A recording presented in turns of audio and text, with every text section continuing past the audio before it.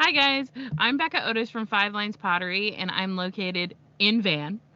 And I'm Ryan Durbin from RD Ceramics, located in Highland Heights, Kentucky.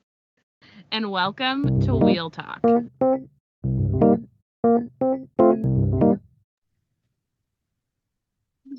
Oh my goodness. Hello. Goodness, we Hello. are live. Oh my goodness. Oh my goodness. Oh my Oh, god. we have a very special guest today. Somebody that we don't totally know, so I'm excited to get to know you. And a non-potter. Ooh. Ooh. Actually, Yeah. not 100% true. I did start making my own stuff last year. Then never mind. So, Okay, almost. Layla, how about you introduce yourself? How, hey, I'm Layla. Perfect. Okay, cool. Good. Perfect. So why, well, we specifically have you on for like specific thing, but what connects you to the ceramic world in like a much larger way? Let's talk about that. Oh my gosh. I am a handmade ceramic mug collector. I have or had over 700 pieces in my collection that I kind of started gathering within the span of just 2 to 3 years, I think. So it hit Um, you hard and fast. yeah, What What I'm is an your addict. social media name that people might know you as instead of Layla? Ah, the Mug Maiden. The Mug That's me. Maiden. Okay. Yeah, the Mug Maiden. Nice. Um, yeah. Cool. Where are you actually located at? Right now, I'm in Arizona.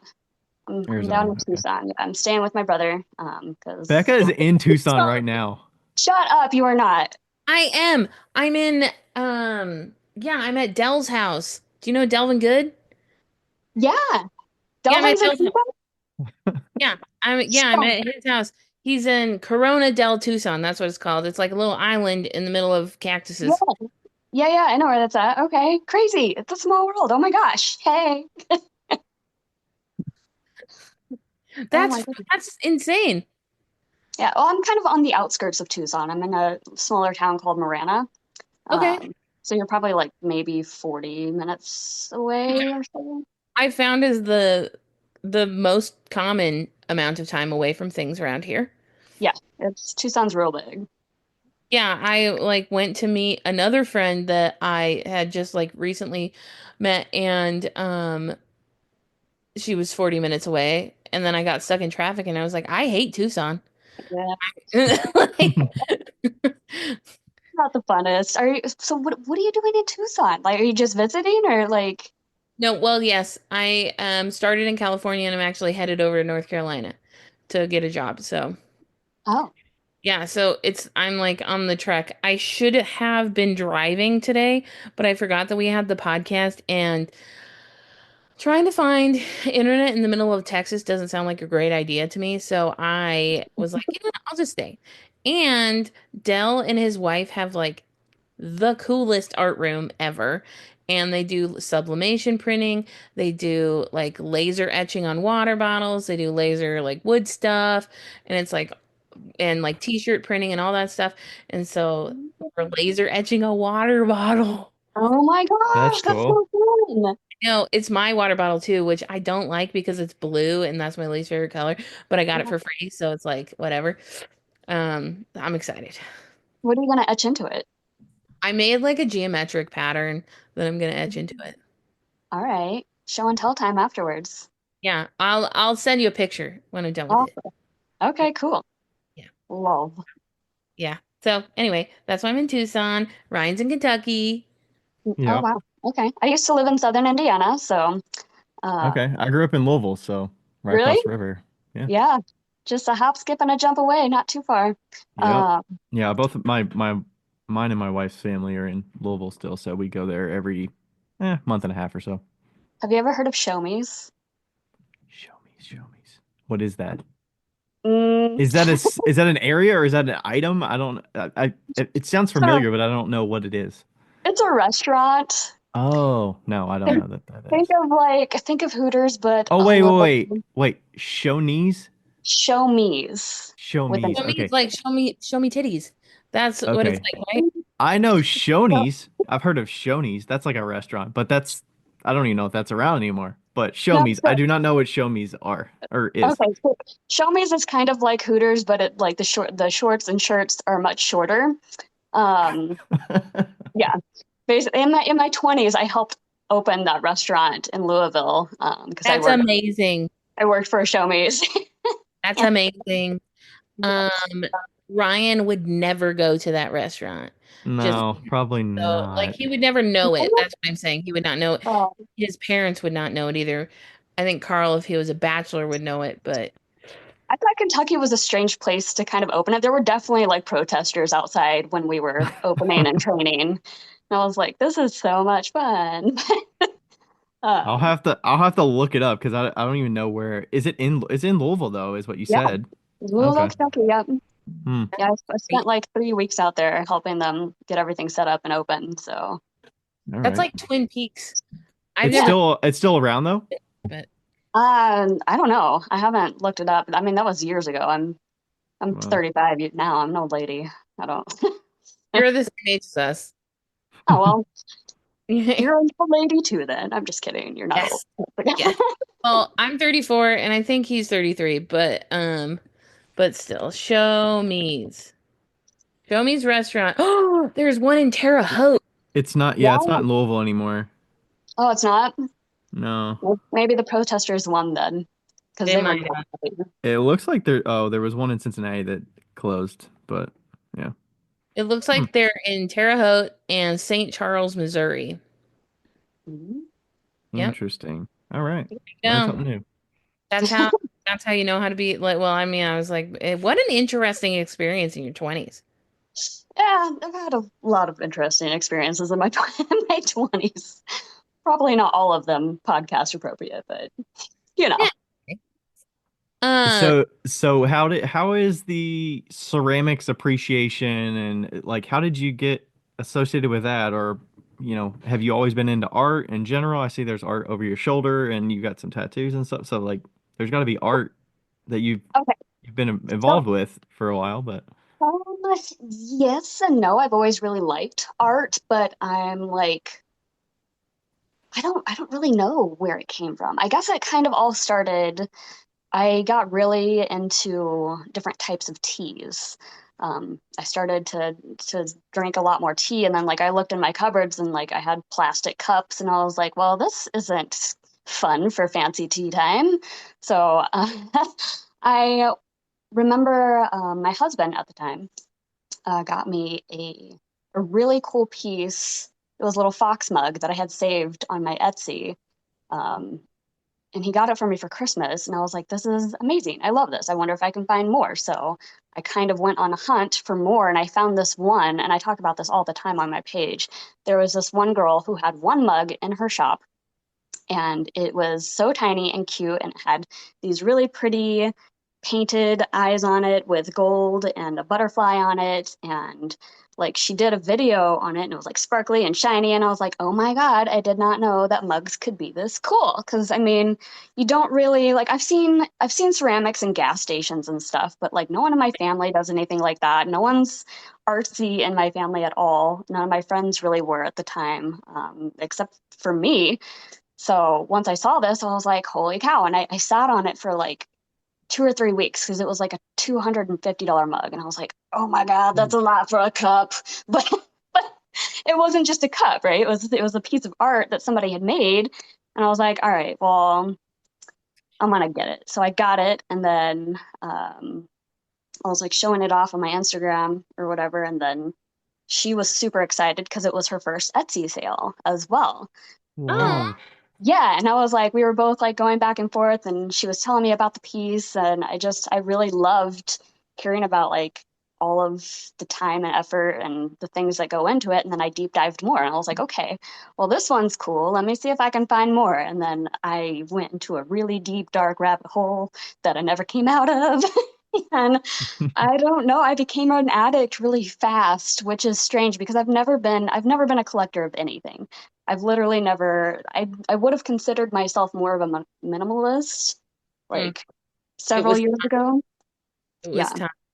it was time. Yeah. And the more that I researched, the more that I saw that was like mind blowing to me that you could put into a functional piece of art. Because I love art, but to me, like putting a painting on the wall is cool, but something you can actually physically hold in your hands and touch and like it like kind of comes to life in a different way is I think what really got me. And then also the amazing like ceramics community and how cool people were. I was like, this is I think I found my jam.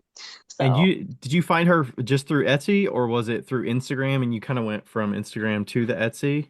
it was through Etsy. I was Okay. searching like handmade ceramic mugs and I saw that piece and it was like mesmerizing. I Hmm. wish I had it with me. It's by Copper Ceramics. And I I would do guess you're probably never gonna get rid of Till that then. one. no, that one's for sure a keeper. That's Hmm. what started the whole journey and going crazy. Also, shop drops are freaking addictive. Like Hmm. to I be definitely want to ask you some questions about shop drops, and I'm sure okay, people want to know about that for sure. yeah. So were you already kind of I mean, I would guess Instagram is a big reason you're able to find so many and connect with so many folks, Oh yeah. like with the ceramics community. Were you already kind of in that world a little bit before purchasing, or did Like you just kind of like start seeking out artists and ceramicists on Instagram once you found and started like buying it and learning more about the process?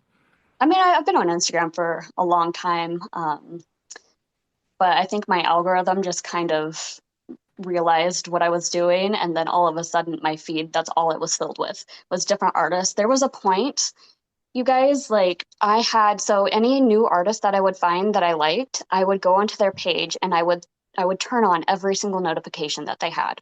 So imagine all day long my phone is blowing up with notifications from every Dang. single artist and then I see a piece and I'm like, "Oh my God, I have to have that." And then I see other people commenting and they're like, "Oh my gosh, that piece is mine." And I'm like, "I don't think so." So like I need it first. But yeah, I had to go through and turn them all off because I dug myself a really deep hole. Nobody should have ever given me credit cards. I'm telling you, it's it was real bad for a minute. So Even just the notification fatigue, besides the credit card part of it, sounds exhausting.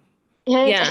it was a lot, but I mean that's what I couldn't stop. Like I was addicted. I was literally not that I'm still not. I still have a hard time looking through my feed because I'm like I can't. I have to I have to do other things with money besides be poor. So That's uh, funny. It's funny that you like got so addicted because um I didn't grow up in a pottery family. Neither did Ryan actually. And I feel like his mom got kind of addicted once Ryan started like selling and now she has so much pottery. oh And my God. like my mom doesn't. But but it is interesting when you grow up in a Tupperware family and then Yeah. like find something. Like I have an issue with earrings. Like I cannot not buy handmade earrings. And like it's so funny when you're just like not exposed to that at a young age and then you get exposed to it and you're like, what? Right. Right. Yeah, I totally get that because I was a plastic family too. And like I said, nobody in my family was like super artistic and as far as like drawing things or anything like that. So you're opened up to this whole new world of art that you really didn't know existed and like different ways of creating things. And like I think another added thing to it too is like there's a lot of things that I know I'll never be able to do. Like yes, I make pottery, but to be able to do like certain sgraffito things or like draw certain ways or and that too, like each person is so unique and different. You never know what's going to come out of them. And then like after learning about the ceramic process, and how much goes into it, like every single piece is a tiny freaking miracle because of how much shit can go wrong during Yeah. every single stage. So that just adds on to it like, oh, here's a unique piece that might not ever be able to be created again. Yeah. Um, so yeah, that's I think just the uniqueness of it too is Yeah, awesome. I didn't really think I hadn't thought about that, Becca, when you mentioned the growing up as Tupperware and like you're very focused on utilitarian uses Yeah. of the things that we Yeah. have around us instead of the beauty of the everyday items that you can be introduced to. Um, Yeah, I because think art's a luxury, you know? Yeah, It's a it is. luxury. 100%. Yeah. Mm. You should meet Deidre, Ryan's mom. You agree? That's a De- cool name. Deidre is like the pottery mom. Like when she finds out Ryan's friends with like a potter or something, she'll like buy pottery from them and like have Oh, conversations with them. And she's really awesome. I love her. Yeah, she'll build like online friendships with them, and then sometimes we'll meet up if we go visit a studio or we're traveling and we'll go visit somebody and Mm-hmm. stop oh, that's by and awesome. she'll already kind of like build rapport with them a little bit with knowing a little bit about their process and all that. I think it's the way she connects with me as well through, Yeah. Yeah, that's a lot of my friends is in this space and you spend a lot of time together online and then in person and you're just, learning from one another and trying to build that community. So Yeah. So I'm have you been to NCECA or anything like that? Like since you are so like ingrained in the ceramics community, or like do you kind of keep away from that stuff? I would love to. I have not had the time to. I was supposed to go this year, but I have an event that I'm doing. So my problem is time. There's a period for my job and what I do. I'm on the road so often um, that it's hard. I was supposed to go to what was it, ClayCon West up in Oh Utah. yeah, we go to that. we just Yeah, went to that. Yeah. yeah. Tilted It's, Kiln invited me up there. I had never heard of it before, and I was like, hell yeah, that'd be dope. But then I had an event that weekend that I actually didn't end up going to because I was exhausted from the mug thing that I'm doing. But Yeah. I would absolutely love to. That would be so cool. But I'm also afraid to go because I know myself and I'm a very impulsive buyer. And I know if I like see people's art that I like there's no stopping me. Like I said, I should not be an owner of any credit card around ceramics because that's how I get That's in so trouble. funny.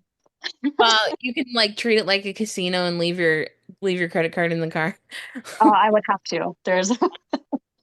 I would absolutely have to, at you least have to at like this point. disconnect But the Apple Pay or whatever. And yeah. I know that ship by heart though. So I don't Yeah, my mom knows her credit card number too. be like, let me just, do you have Venmo? Yeah. Yeah. Have you bought a lot of that work in person or has it majority have been through online purchases? 99.9% of it has been online, except for Antler Fluff. I've purchased entire collections from Antler Fluff just because I lived close to her in Spokane at the time. Oh And yeah. I would literally, I think she's a lot more popular now. Not that she wasn't before, but she's gained a ton more followers from when I first found her. Um, so I was able to be like, hey, girl, I love all of your pieces. How would Oh, you like to not have to package them up and do shipping? And she's like, dope. And I was like, I have cash. Let's go. So I would drop like $1,000 in cash on her entire collection and then be like, okay, this is amazing. I love this so much. So, which that- I'm a lot of other followers probably weren't too happy that they saw pieces they loved and then were suddenly gone. So, uh, Right. do you but have So any is Mango Witch pieces? which pieces? No, Mango Witch. Mango Witch? That's one that I haven't really researched too far into how to snag a piece from them. I don't know because they don't have an online store, do they? I haven't seen one where or they So do, but Kelsey actually works at the Tilted Kiln. that's what he said too, and I was like, shut Yeah. out the front door. So I bet if you like talk to him, like if you talk to Joe and like asked, like I know that she does sell them, but I think she does drops and I don't know what they're on. It has to be like square or something. Yeah, But yeah, like I've seen her paint those paintings that she does on those mugs, especially the manga ones, like the ones with the anime. I I can't even imagine doing that not with glaze. Like yeah, it's unfreaking believable. Her talent is unreal. Oh, I saw stunning some of those in pieces. person Yeah, at that's the conference. like those mugs are like $500 a piece. They're worth it. I mean, Yeah, that's the amount of patience and time it must take, like they're so heavily detailed, and the shape too, like the cool scorpion pieces, and I know. they're And so she does sick. like collabs sometimes with somebody else. Yeah, it's really cool. Yeah. I was just wondering if you had, but yeah, we should talk about what you're doing with the mugs because I was at the Tilted Kiln when they won theirs. Were you really? Yeah, it was so funny. They were telling me about you because I was like, I know the Mug Maiden. Apparently, I wasn't following you, but I had like seen all of your videos pop up, and then they're like, oh yeah, I put, and Joe was like, oh, I put my name in, blah blah blah, and then Jesse looks it up, and you're like, oh, the winner is the Tilted Kiln, and we're all like, what? What? Oh my gosh. That was You live. Yeah, I mean, it wasn't live, but it was like 20 minutes after. And he had just been talking to her on like the Insta webs. Yeah. Wow. Yeah, he didn't put in, he put in a while before I had picked him, or not picked him, but before he Yeah. had won. Because I'll spin a wheel and then it just lands on whoever. Yeah. So I But guess we should start from the beginning. What are you doing with your mug collection? okay, so your girl has over 700 mugs. I also do not have a home of my own. Are they all strictly mugs?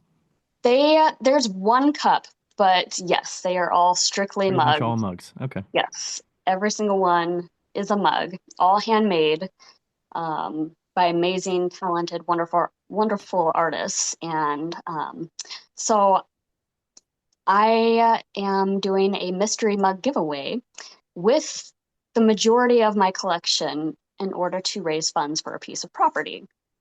Um, and I have the property now. I was able to, with funds from my business and funds through this mystery mug giveaway through GoFundMe and other means, I was able to secure the down payment on it. But I still have to pay more for the land and house that's on it or whatever. But basically, um, I did a guided mushroom therapy trip last year and was able to kind of emotionally detach from my collection ish. And I was like, because they're all sitting in storage. All of these mugs are wrapped in storage. I got divorced earlier this year, earlier last year. And I'm like, in between houses, I was like, I can either rent forever or I can try to like actually invest in my own home and property. And then I was like, well, I found a piece of property that I loved that's near my family and everything, but the problem is that there's a 1969 a fixed trailer on it, and nobody wants to give you a loan for a trailer that old.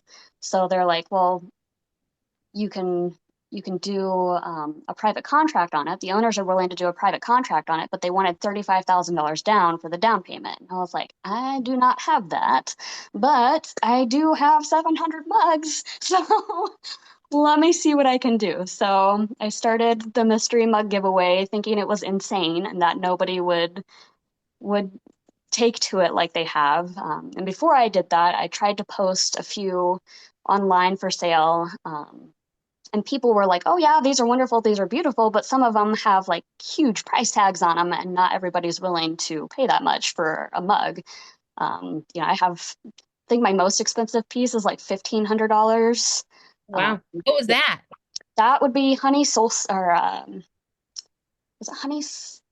Oh no, Solstice Ceramics is who it's by, and it's this really cool like elvish piece, and she usually only does smokers in that style, but she like 3 times a month she'll open up custom slots, and you can request something custom from her. And I was like, hey, can you turn one of your smokers into a mug? And she's like, yes, for $1,500. I was like, bet.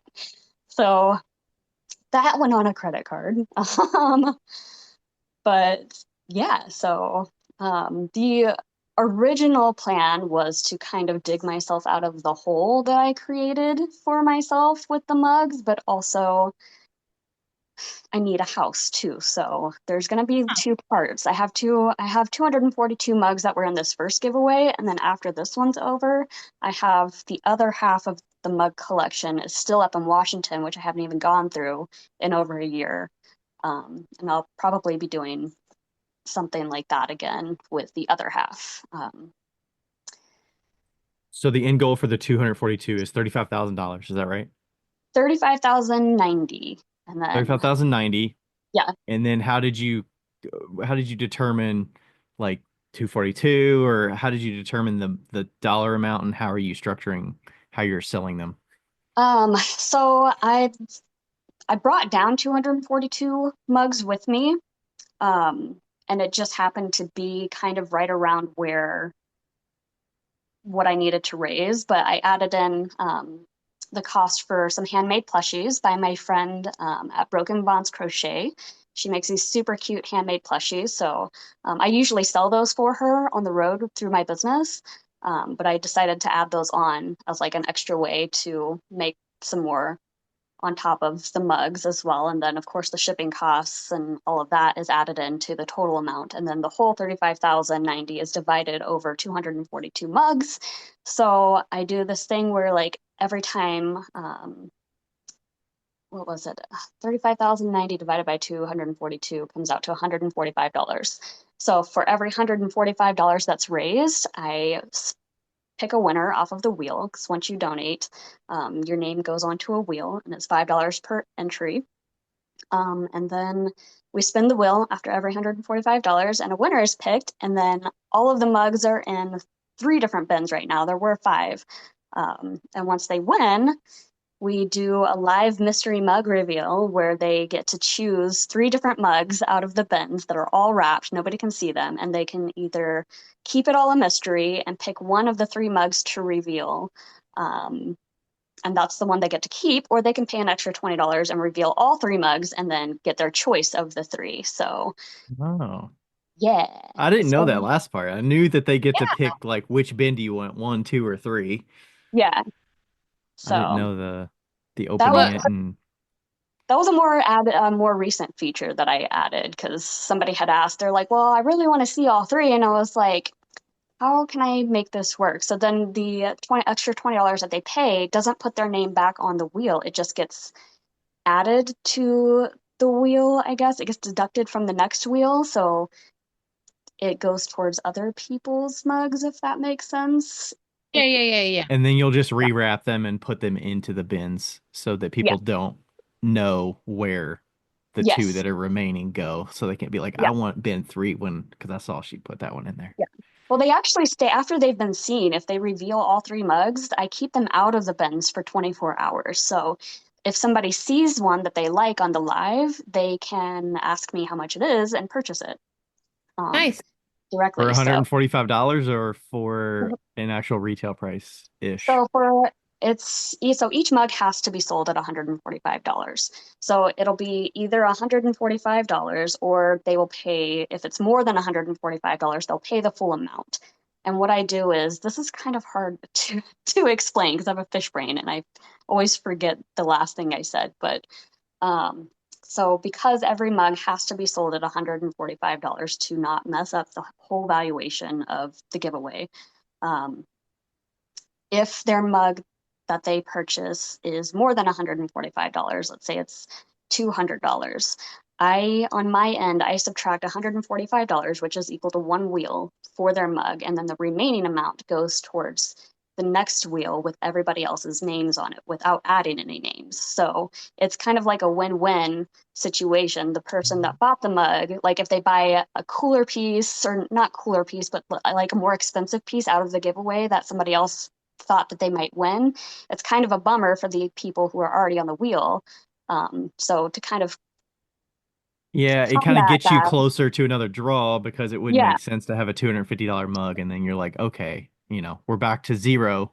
Everybody's got to yeah, keep putting $5 in to get us back up. It's like, no, yeah, like that was valued higher. Okay. yeah. So I just reapply it to the next wheel so it's more spins for the other people on the wheel without having anybody else have to pay more in. Hmm. Okay. Wow, you really thought this through. There's a lot of intricacies. Oh, it's very intricate. And I've started new things too where I'm doing like separate wheels where I just did like a scratch off wheel where this one's kind of like an incentive to get on a wheel without as many names on it. So you can pay to get on a new wheel and then move all of your slices from the main wheel to the new wheel. And we spin for that. It's a lot. A lot. Sounds like a lot. A lot to explain, but yeah, I'm doing like scratch off wheels, where I made like a little scratch off game where once you win, you get to choose a card, and whatever's behind that card is the mug that you win. And just to kind of keep like interest in it, I guess, and keep it going, because I only have a specific amount of time to try to sell as many of these as possible before I get back on the road for my job. And I'm not really sure I'll have the room to take all of these with me on the Hmm. road as well. So, and so far, people have taken to the extra games. Some of them, anyway. Other people have been a little bit upset about it, but um, for the most part, people are digging the extra games to Well, be on a wheel that doesn't have the amount of names as the yeah, and regular. it's like a secret mug giveaway anyway. It's like it's almost one of those situations like beggars can't be choosers. It's like Yeah. I mean you could potentially get a like $1,000 mug, or Mhm. like a $700 mug for $145. Yeah. Like, I just had a girl actually that because you can purchase a whole wheel too. So if you spend the yeah. full $145, um, you get to automatically do a mug reveal. And then again, the $20, if you pay extra, you get to see all three. Well, I just had a girl do that. I've had several people do it, but I just had one do it. And she won a $350 Domi house piece that had it was like, it's basically a mug with feet and tennis shoes. That's And amazing. Oh, I know what you're talking about. Yeah. yeah, it was super, super sick. So I've had a lot of big winners like that because the majority of my collection is $100 or more at least. But Yeah. I do have lots of pieces that are in the $400 or $500 range as well. Like I have a Hetty Yang piece in there. There's a hand Holy stuffed studio shit. piece in there. I have two Pinky and the Bears that are like $500 a piece. Like, Yeah. yeah, I It's like it feels like adult Pokemon cards or something. Like you Yeah. like the reveal, the intrigue, the like, yeah. A little more yeah. expensive than Pokemon cards, but Well, um nowadays, I don't know. Have you heard about the Charizard ones that are going for like millions of dollars or something like that? Like the no. holographic gold ones? I don't know. Whew. Well, yeah, because I would suspect, people could theoretically stay on there and never get chosen because more than 242 people could be on the wheel, right? Right, but your name stays on the wheel for the entire giveaway. So Right. that was another incentive too, is like you can pay $5 one time and end up with, a couple Yeah. $100 mug, which has It's actually like happened a couple times. Like we'll have a That's just couple $5 just luck of winners. the draw. Yeah, luck of the draw. And then it's like, do you care? Like, is it a big deal that you spent $5 and didn't get anything out of it? It's Yeah, you're paying for the entertainment as well, I suspect, yeah. and the intrigue and the all that stuff. So yeah. Well, I hope people are having fun. They seem to be having fun with it so far. I mean, I honestly cannot believe it's taken off like it has. Like it's mind blowing to me. I thought I was like, nobody's going to be into this. This is insane. What are you doing? This is yeah. crazy. So So right now it's the end of January almost. How many have you sold so far? we are down to, let's see, I think 100. We're on mug number 116. Okay. 116 or Wow. 17. So out of 242, there's 116 with I think 16,800 something raised so far. Um, Okay. Dang. yeah, it's crazy. Are Super you crazy. you feel proud of yourself because you should? I I think so. I don't know. I don't know. It's a weird feeling because I'm so attached to them. And I have gotten guilt trips from some people about they're like, how could you let these pieces go? Like, this is like, how do you detach from them? And I'm like, this is actually really hard. And there's a couple pieces that I've actually pulled out of the giveaway because I just couldn't, like, I couldn't part with them. Like they've been revealed to people, and then like I'm on the live thinking, oh my God, please, for the love of God, do not choose this mug because I've changed my mind and I need to keep it. Like I'm pretty attached to the majority of them. So I don't know. It's a bittersweet like feeling. Like I'm proud that I'm able to detach, but also I'm sad that I can't keep them all. Yeah. Um, Does it feel so like a little bit of therapy every time you like wrap them up and send them out? Because I you're want to like throw up. letting go little by little. Oh, okay. Yeah. That sounds like therapy. Yeah. I want to throw up almost every single time. Yeah, I kind of, because I sat with each piece for a long time before I started the giveaway to be like, okay, which ones am I keeping? Which ones am I putting in the giveaway? And I would like wrap and unwrap pieces. And like, again, they've been in storage for like a year. So I kind of would sit and feel how I felt with them as I was unwrapping them. And I like, if I wasn't super attached to a piece, I was like, all right, this can go in. I love it, but and who needs 700 mugs anyway? Am I ever going? That was part of the therapy session, the mushroom therapy session that I had too. Like, apparently, I had like laughed out. I was like laughing and crying at the same time when I told the lady that was with me about my ceramic mug collection, and she's like, "Are you going to drink out of all of those mugs?" And I was like, "No." Like, I don't think I can. I have so many mugs. I don't have the time. I don't have the space. I don't have the energy at the moment. I would love to, maybe when I'm 80 and I slow down, but that's so Yeah. many mugs. And I was like, I also felt bad because they're just sitting in storage when they could be out in the world and being used and loved by other people. So Well, it's such a journey, it's when you buy a piece of art, it's not only a journey for you, but it's a journey for the artist. yeah, And like especially when it's a high dollar piece. Like yeah, and, like mugs that are $300, that's a high dollar piece. That would be like buying a painting that's $1,000, And I've so done that too. yeah, right. And but like it's such a journey, and then what you're doing now is such a journey.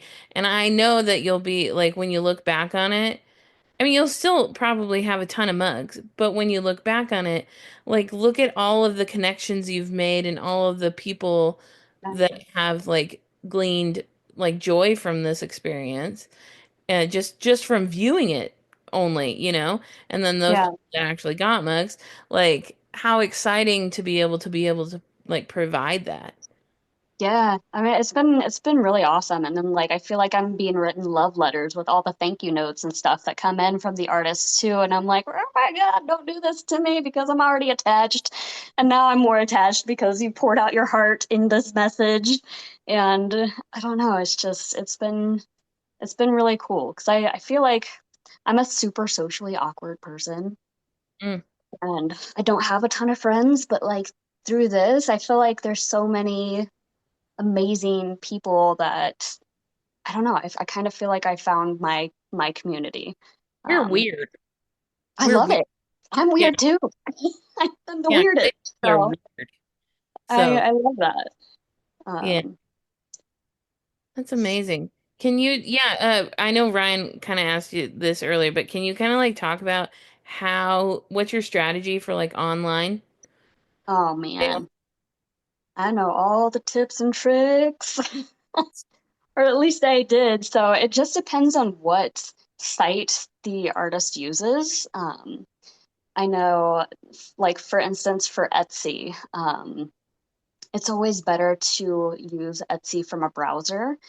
And the moment that their stuff drops, there's a little tab on the side that like lets you select relevance or the lowest price, the highest price, or whatever. Well, a lot of times, if you go in there and you select most recent, or you keep switching back and forth, because Etsy takes a little bit longer to load for some people.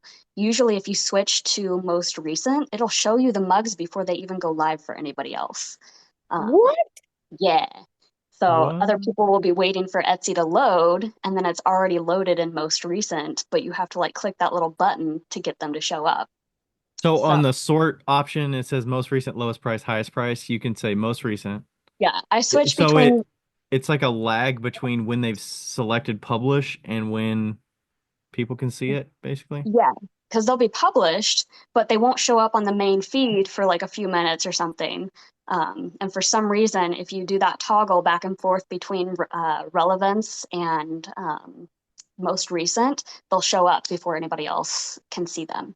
Wow. Um, there's a lot of stuff. I know Shopify is one of my favorites to do because if the artist does previews for their pieces, I'll just, sometimes it works and sometimes it doesn't. It depends on how they have it set up. But if they do previews of their pieces and then they set up a password on their page, if you go and you save the previews to your home screen before they lock the page with the password, once you um, go back to that saved page on your home screen and you type in the password, it'll take you directly to the mug that you want without having to search through their page again. So you're just going directly to that listing, and Yeah, then going it's just saying, "Hey, by the way, this page is password protected. Put the password in, type it. You're right yeah, there." Okay. take you straight there. Yeah, and then also with Shopify, um, they have a feature called Shop Pay. So I highly suggest setting up the Shop Pay before you do all of that, because Shop Pay will have all of your information loaded already. You can save your credit card on there, your address, and everything. So all you literally have to do is click two buttons and you're done.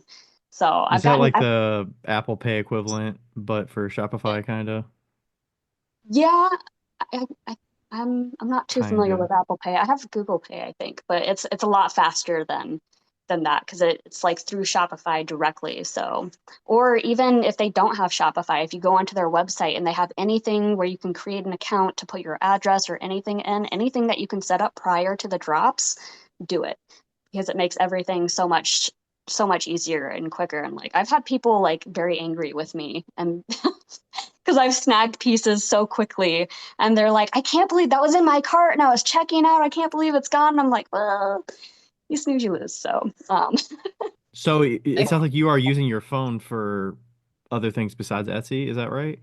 Big news from L&L Kilns at Ensika. L&L is hosting two exciting giveaways. First, two Plug and Fire kiln giveaways. Stop by booth 508 to enter for a chance to win your very own Plug and Fire kiln. Full contest details will be available at Ensika.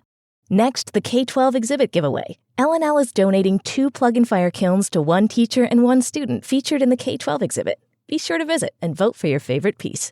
Looking for a kiln at Ensika? Take advantage of exclusive show discounts on L&L exhibition models. First come, first served.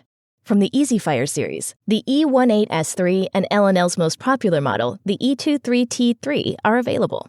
For production potters, the E2827 E-Quad Pro series is available. Don't wait. Pre-order now or email sales@hotkilns.com before they're gone. And when you call, be sure to mention Wheel Talk sent you. Learn more at hotkilns.com/wheeltalk. L&L Kilns. Easiest kilns to install, use, and maintain. With your Shop Pay option, or are you still doing that on a browser? the Shop Pay, I do it. Yeah, I do everything on my phone. But if you open the pages in Google Chrome, there's the three dots at the very top in the right-hand corner. You can pull it down. If you have Android, I don't know if it works like this on iPhone, but the three dots in the top right-hand corner will pull down and it'll say, there's a little option that says save to home screen. And you can just do that and it'll save that website directly to your home screen. There You was an artist could one time. Do literally what? charge, you could charge money for this information. Could I'm not I? kidding. Yes. You probably could, Um, honestly. I mean, I know a lot. I actually had an artist, I won't say who because she swore me to secrecy.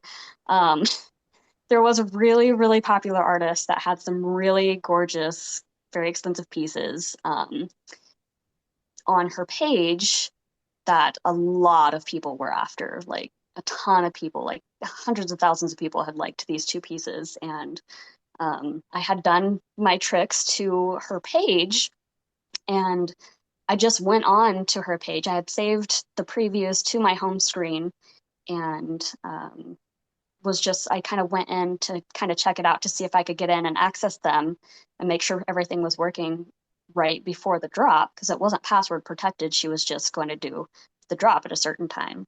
Yeah. Um, and my preview links still worked before the drop had happened. So I thought I did something wrong and I was like late to the show, but like the pieces weren't gone because they would have sold out like immediately. And I was like, everybody else must be fucking sleeping. So I went in and I grabbed both of them really quick and I was like, awesome. Like I cannot believe I got two pieces from this artist. This is crazy and amazing. And then like 5 minutes after her drop, she's like, hey, um, you weren't supposed to get those that early. What did you do? And I was like, I saved them to my home screen. I'm so sorry. Please don't take them away from me. Because at first she was like, you can't have these. Like, this is not fair for the other people. She's like, I don't know how you did this. And like, I begged her to keep them and she let me. And she's like, I feel so bad. I don't know what to do. And I was like, I swear to Mother Mary that I will never tell a single soul that you did this for me, which I'm telling you now, but you don't know who it is, so it doesn't count. Right. Um, Well, and also at some point, it's like, I mean, God wanted you to have those mugs, clearly. Like somebody did. somebody did. I don't know I who, mean, but when you're determined enough and you're just trying to cross your T's, dot your I's of getting prepared.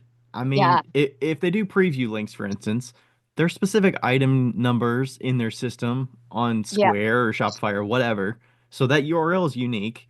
And then yeah, if you just look at the way that the URL is structured, it's going to be standardized the same way. So like, yeah, it's going to be whatever product slash whatever item number, yeah. and like it's pretty standard. And then the person who's selling it, I would hope that they would at least test a few things to make sure it's working. So, Well, you know, I mean, she's been selling for a long time, and I guess Right. it's never happened before where somebody's able to purchase early like that. She's like, well, thank you so much for pointing out Glitch. this glitch. Yeah, So, it's just a glitch. So it's like, what are you gonna do?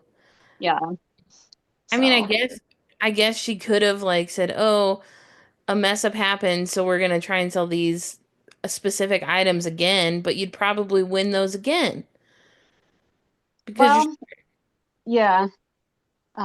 Yeah, I don't know what she would have done at that point. She was very like I understand where she was coming from because there were so many people asking about those two pieces, yeah, and she was like, I don't know how to explain because once everybody else got onto the site, those two pieces were already gone. But I think it kind of helped that her shop sells out within like seconds too, so it was a little yeah. bit easier to explain because so many people were it's commenting. They're like like, somebody else got it.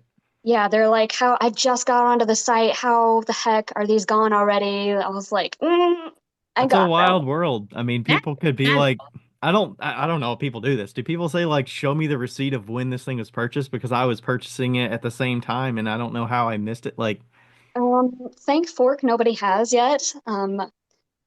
But we could like, edit that out so nobody gets that idea. yeah, Like,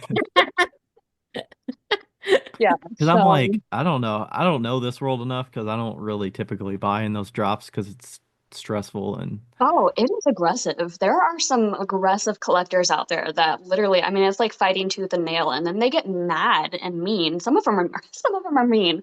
Um, but And then you're like, do I feel good sharing it publicly? Because I know so many people were looking at this thing and then they notice, are they going to oh, notice that I got that thing and not them? yeah. And then they're going to yeah, ask, you know, I didn't share them for a really long time. I waited quite a while because she was like, well, just don't say anything. And I was like, I won't, I promise. Like, she's like, I'll let you keep them because I don't know how else I would address this or, you know, hmm I know you really wanted them and you paid. I was like, I was trying for her pieces for like a year, I think. And I finally yeah, got them. And I was like, if you take these away from me, I will cry. Like, and I didn't know. Like, again, I thought other people were sleeping and I was like, what is happening? But yeah, um, for sure. I don't think that's your fault. I don't think it's her fault. I don't think yeah, it's anybody's fault. It's just kind Yeah, of, a lot of these are just intricate and unique to the platform too. Because I know we were like Becca and I were playing around with Square for our pot swap stuff, and some of the timing of things like you don't you know it could be hidden in a way that you don't put like let's say they have their page but they hide the shop link that's in the URL, but you can yeah, still see the page in like Google search or something, and you can yeah, still find it. It's still public, but it's not like easily findable. yeah. So, you know, some of that could be the thing, and then people just make their shop link active when the thing goes live. But you Yeah. got to know the exact link to the listings and you can kind of get around that. But yeah, Oh I'm yeah. sure there's so many ways that people can figure out a way. But There's some artists that it's like it's super difficult to get the exact piece that you want because so many people want them. Like Yeah. Pitch Pine is one. Like I have never been able to snag the exact piece that I want from Pitch Pine because it's just gone. You kind of just have to click on something and hope that it's the one that you want. Like, um, which I was able. I think I have like maybe or had 4 or 5 pieces from Pitch Pine, but not a single one was one that I was like actually super after. They're still gorgeous, beautiful, beautiful pieces, but I was like, there's always that one that like tinge of like, dang it, I didn't get the one I wanted. So, right. Yeah. um, Are you Ryan has typically, one of those. I have one that's a mushroom one. I think I got it from, was it Pot That Swap? it was pot swap. Pot Swap? We ah, we used to we use well we do pot swap. I don't know if you've heard of pot swap. I actually participated in Pot Swap last year Oh, for, fun. yeah, I Yes. got, Nice. So I in got the to, early years we used to like pick each other's person and I picked Pitch Pine for him because I know he's like we're both really big fans of Tara and Matt, but you know, wait, it, do you run Pot Swap? Who runs Pot Swap? We we do. run Pot Swap. Oh, what? Okay. This Yeah. is I felt like you guys felt familiar in another way too, and I was like, how do I know these guys? I Yeah, know We them. also host a podcast called Wheel Talk. yeah, Yes, yeah. which I am not a podcast girly. I barely function. Like listening to people talk without being in person is so hard for my brain. But yeah, I don't know if you remember. Hello? Yeah, I can still hear you. Becca is Oh, frozen. Can you hear she's me though? fine. Yeah, I can hear you. Okay, Uh, cool. my name in Pot Swap was Wild Tea and Honey. That was Oh. my Potter name at the time. But yeah, I got to do it. And I think I have a t-shirt from you guys too somewhere. Oh, I bought, really? yeah, I bought a t-shirt too. Nice, nice. So are you, I feel like I don't know if I did fully ask this. Are you typically also buying one piece at a time? Or are you batching Um, to so like have mo the most success? Usually it's one piece at a time. Like especially I'll go for one piece and then I'll go back for more after if I can. Um, but there are some artists, again, if people are sleeping on the drops, or a lot of times I'll message the artists as well. So a lot of them will say no, but a lot of times if I see a piece that's posted on their Instagram page or something, and I'm like, I love this piece, I'll message them before their drops and I'll be like, hey, is there any chance that you are willing to part with this mug before your drop? Like, I'll pay for it right now. I love the piece. Please, please, please. And Right. some of them say no, but a lot of them will say yes. There was one, Live Free Artistic Works, I think is her name. She sold me 9 mugs. She's basically sold me her entire collection before putting it on her website, just because I was so in love with the style. It was like a winter fern collection where it had these beautiful gold leaf firms on it, and I loved the whole collection. And she was like, yeah, if you want to pay for them all right now and through Venmo, so we don't have to pay the fees for Etsy or whatever site, most of them are like, hell yeah, I will do that immediately. So um that's another tip or trick. Like I've gotten a lot of my mugs that way by messaging the artist before they even put it on the site. So um Right. I had a question kind of like in relation to just understanding kind of where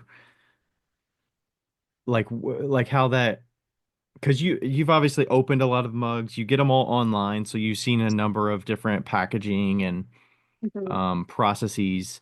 Like, is there a most like common packaging experience that you think is kind of like the standard, so other folks can kind of learn like what is kind of out there and what maybe they should strive for, or maybe Yeah, I can what they tell you can what I learn from? hate. What you I hate? I cannot stand peanuts. They are the worst. I know a lot of them are more eco-friendly, but I hate peanuts. My favorite way that I've seen people do is basically you want to make sure your box is big enough. for your piece. So your piece should sit in the middle of the box without touching any of the walls. And then they use this like brown packing paper to kind of just jam pack all of the sides around the mug. So what The one that waffles kind of, or the one that's a little more just like thick craft paper kind of. it's like thick craft paper. So Okay.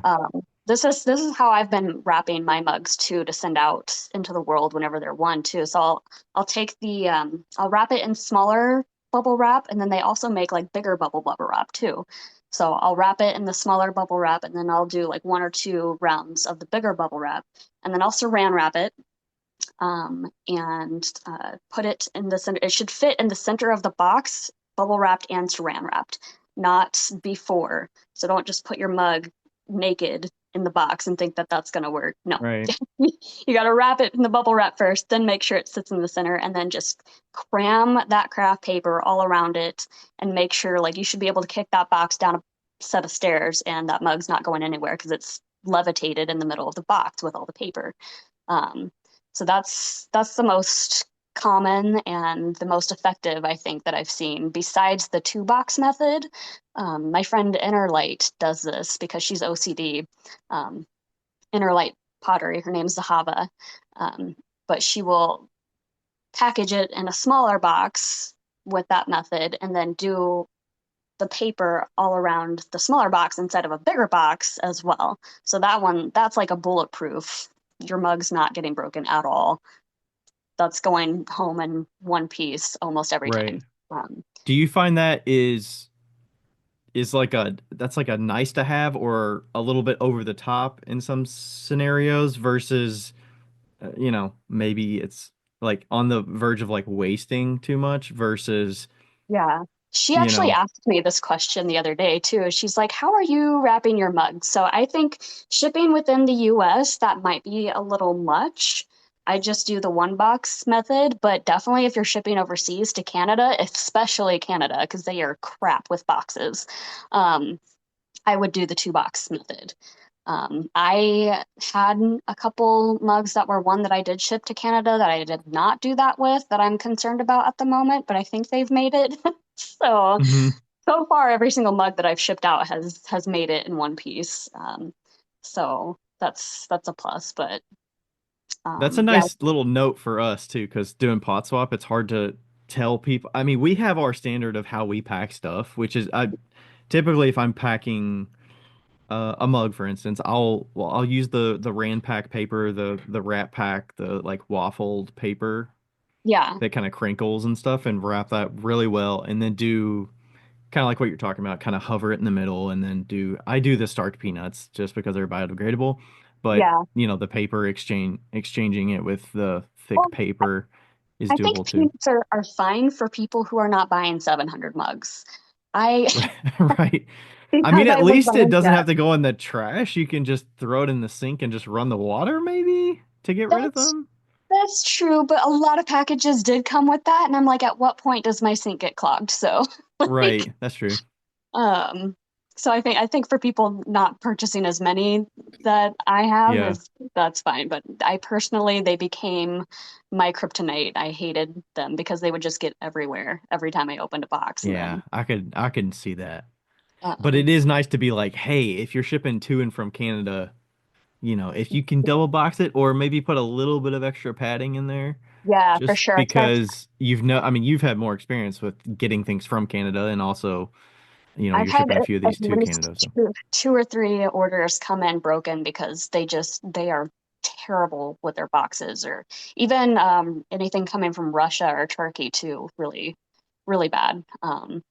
So it's always better to be safe than sorry on those. Like, yeah, it hmm might cost a little more, but definitely worth it to make sure your mug gets there in one piece. Where did our girl go? She died. She's back. Oh, Becca is she? is back. She said her Wi-Fi died, so Oh no. or it dropped out for a second. No, Yeah, no. I know. Yeah, we can all blame Delvin Good for this. What? You might need to turn your Um, video off so the audio sounds better, Becca. I internet just like cut out. She choppy. Yeah, you're Mm, choppy. mm. Oh no, Ryan, now you're stopped. Hello? I can still hear you. Oh, I can hear you now. Okay, Okay. good. I was like, Becca, turn Hello? your video. There we go. I can hear you. Hello? Okay, Alert? I turned it off. I don't know what the fuck is going on. Technical issues. Oh, what? I had another question. So, Okay. um, Isaac has mentioned some of this in the past, but I'm curious if, as a buyer, you have any feelings about this. Does the outer box make a difference to you? Do you care if it's a reused box, if it's a USPS free box, if it's a cardboard box with branding? Like how does that fit All in of that, relation to your experience when you're buying something like that? I literally don't care. I care about the mug. And if there's like a card or something in the inside, I like stickers. I'm a huge sticker girl. Obviously, I have my whole business outside of this is stickers. So, but like, I like a sticker, maybe one card or two so I can like tell people about them. But I mostly shout people out on Instagram. So I don't really, I mean, I'll pull up the Instagrams immediately. If you are going to do a card, I would say put a QR code on it, so it's easier for people to just get right to your site. But like I could give, as long as it comes in one piece, I really could not care less about what's on the outside of the box. I mean, it's cute, but again, you're thinking like, all okay, so it's cute, but then all of that's getting recycled or thrown away. Like I feel like it's some people are all about aesthetics when it comes to packaging, but me personally, I don't care. I just want the mug inside. All of that frill and stuff is Hmm. for the birds. Yeah, I'm curious if there's folks that, don't typically buy a lot of handmade things online if they feel differently about it. If they're like, oh, you know what? I do appreciate that whole experience because I don't have as much of a connection with the person, maybe. Or I suspect Maybe. you already have a connection with some of these people. You've been following them, Yeah. you know about them. So it's not Yeah. like, oh, the box comes there in a USPX box and you're like, oh, I thought it would be like really branded and really. No, I literally do not care. I'm excited about what's inside. The mug is the experience, not the box. Like that's what you've created with your hands. You've already put so much time and effort into that artistic piece of work. Like it could come to me in a shoebox and I'd be like, this is the greatest thing ever. Thank you. But so I mean, I really like the ones that are hand done though. And I know that's kind of hard for some people who are like doing a lot or like shipping out huge batches. That's crazy hard to do, but I like the if you can like draw a cute little smiley face or something on the outside of the box. Love it. Like Aletha does that a lot. Aletha yeah, Bean, I don't know she if you does know it. her. Yeah, she has some great little sketches and stuff on her boxes to make them fun. So, Yeah. And that's like the only thing I would like if you one of my friends actually, she hand paints all of her boxes. So she is a pretty small business and she's like does these dolls and stuff, but um, it's Angel House Creations and she will hand paint every single one of her boxes. And those are the only ones that I'm like, okay, I'm keeping this box forever, never letting it go. This is also a piece of art now. So, but right. like printed branded things, I say save your money because at the end, well, at least for me, at the end of the day, I mean, again, that's being recycled or going in the trash, or like people are like, oh, that's cute, and then that's it. Like, so Hey folks, let's take a quick break to talk about one of our sponsors. Let's talk kiln shelves. If you're still dealing with heavy, fragile, or warped shelves, it's time for an upgrade. Advancer Kiln Shelves are the thin, lightweight, and ultra durable solution you've been looking for. Made from advanced silicone carbide, these shelves are stronger than traditional shelves, but a fraction of the weight, saving your back and maximizing your kiln space. They also heat up and cool down faster, helping your kiln fire more efficiently. And cleanup? That's a breeze. Their smooth, dense surface resists glaze runs, meaning less scraping and more time making. Advancer kiln shelves come in a variety of sizes for top and front loading kilns. Becca uses hers in her small L&L plug-and fire kiln, while I use them in my top loading electric and soda kilns. If you're serious about pottery for the long term, fire smarter with Advancer Kiln Shelves. Visit kilnshelf.com to learn more and level up your kiln today. Now, back to the episode. It's not a huge deal for me. So, has there been, and maybe this is kind of counter to what you were just saying, but is there a specific like unboxing experience or reveal that like stood out to you You know that what? is the exception to that kind of average feeling of what you want? Yes. They're actually surprising that you asked me this question because Ms. Becca is in their house right now, delving good with his wooden boxes and his keychains and the little thing that goes on top of it, like a little gas station thing. It is Yeah. so freaking cool. So those are super dope. Like when you open it and it's like, oh, there's a wooden box, so now I get to open another treasure, and then the box itself is another little piece of art. That's really sick. Um, Yeah. Delvin, Mr. Extra Chubby Cheeks Good. He is so extra He for, is extra, and I love it. well, and like they have all the stuff to cut out everything. So for ClayCon West, he made, I don't know if you've heard of nuggets or not. Um, Mm-mm. so there's a lady up in Utah that goes to the Tilted Kill, and she started making these things called little nuggets. And Oh, wait, I have heard of those. Yeah, yeah, yeah. they're So at ClayCon West, we all do a fundraiser to help with we're doing a scholarship essentially. And so the the presenters create a nugget and then it gets auctioned off and it's like a drawing. And Delvin made a nugget on like using a pottery wheel and the wheel actually turns and it's got like Yeah, it kind a of sounds like a Dremel body. or something, or it's a little motor from some Yeah, it's a tool, little I motor. guess. that is so cool. It's yeah, he's like if you tell him to do one thing, he's gonna do 10. That's awesome. I Yeah. love people like that, though. I love the extraness. Like, be extra. That's amazing. And you know what? Like, same with anybody's packaging. Like, don't if you want to be extra with your packaging, freaking go for it. You want to make it cute, do it, do you, boo. Like I said, it is cute, and I do appreciate it. But again, at the end of the day, if it comes down to a money thing or a cost thing, like I would much rather have like a handwritten note than like a bunch of branded stuff, if Yeah. that makes sense. So, um, yeah, but that's so cool. Nuggets, how cute. They're adorable. Dig it. Yeah, he's always doing some new projects. I'm excited to see what he has um for Insika coming up because he's always got some good branded stuff and all that. The name tags were like, yeah, super nice for Speedball. I like that.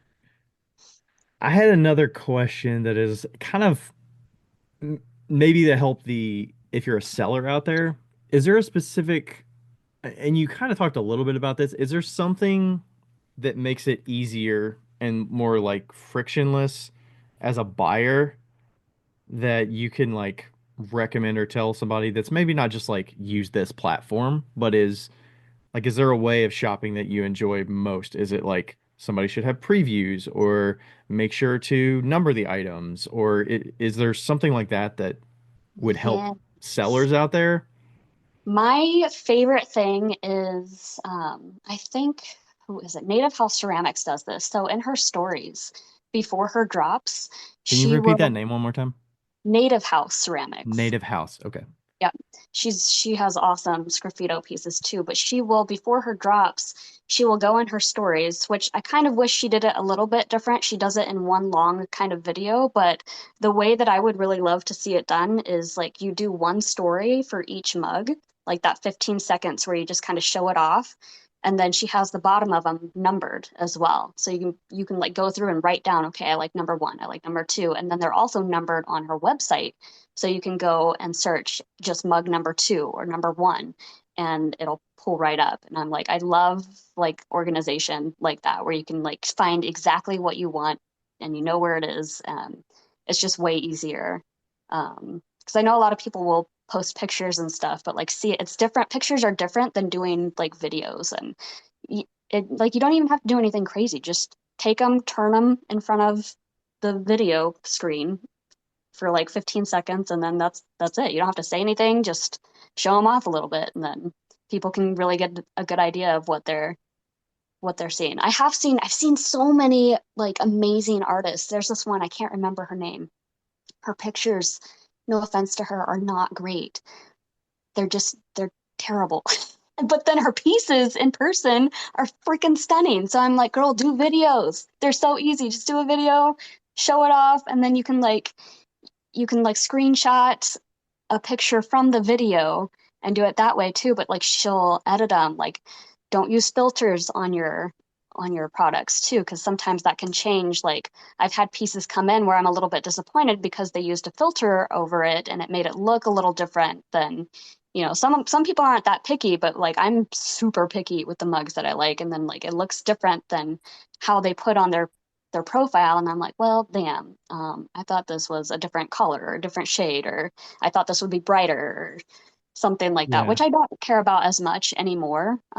But it is kind of like a little bit disappointing when you get it and you're like, oh, this is a little bit duller than I thought it would be. Or Right.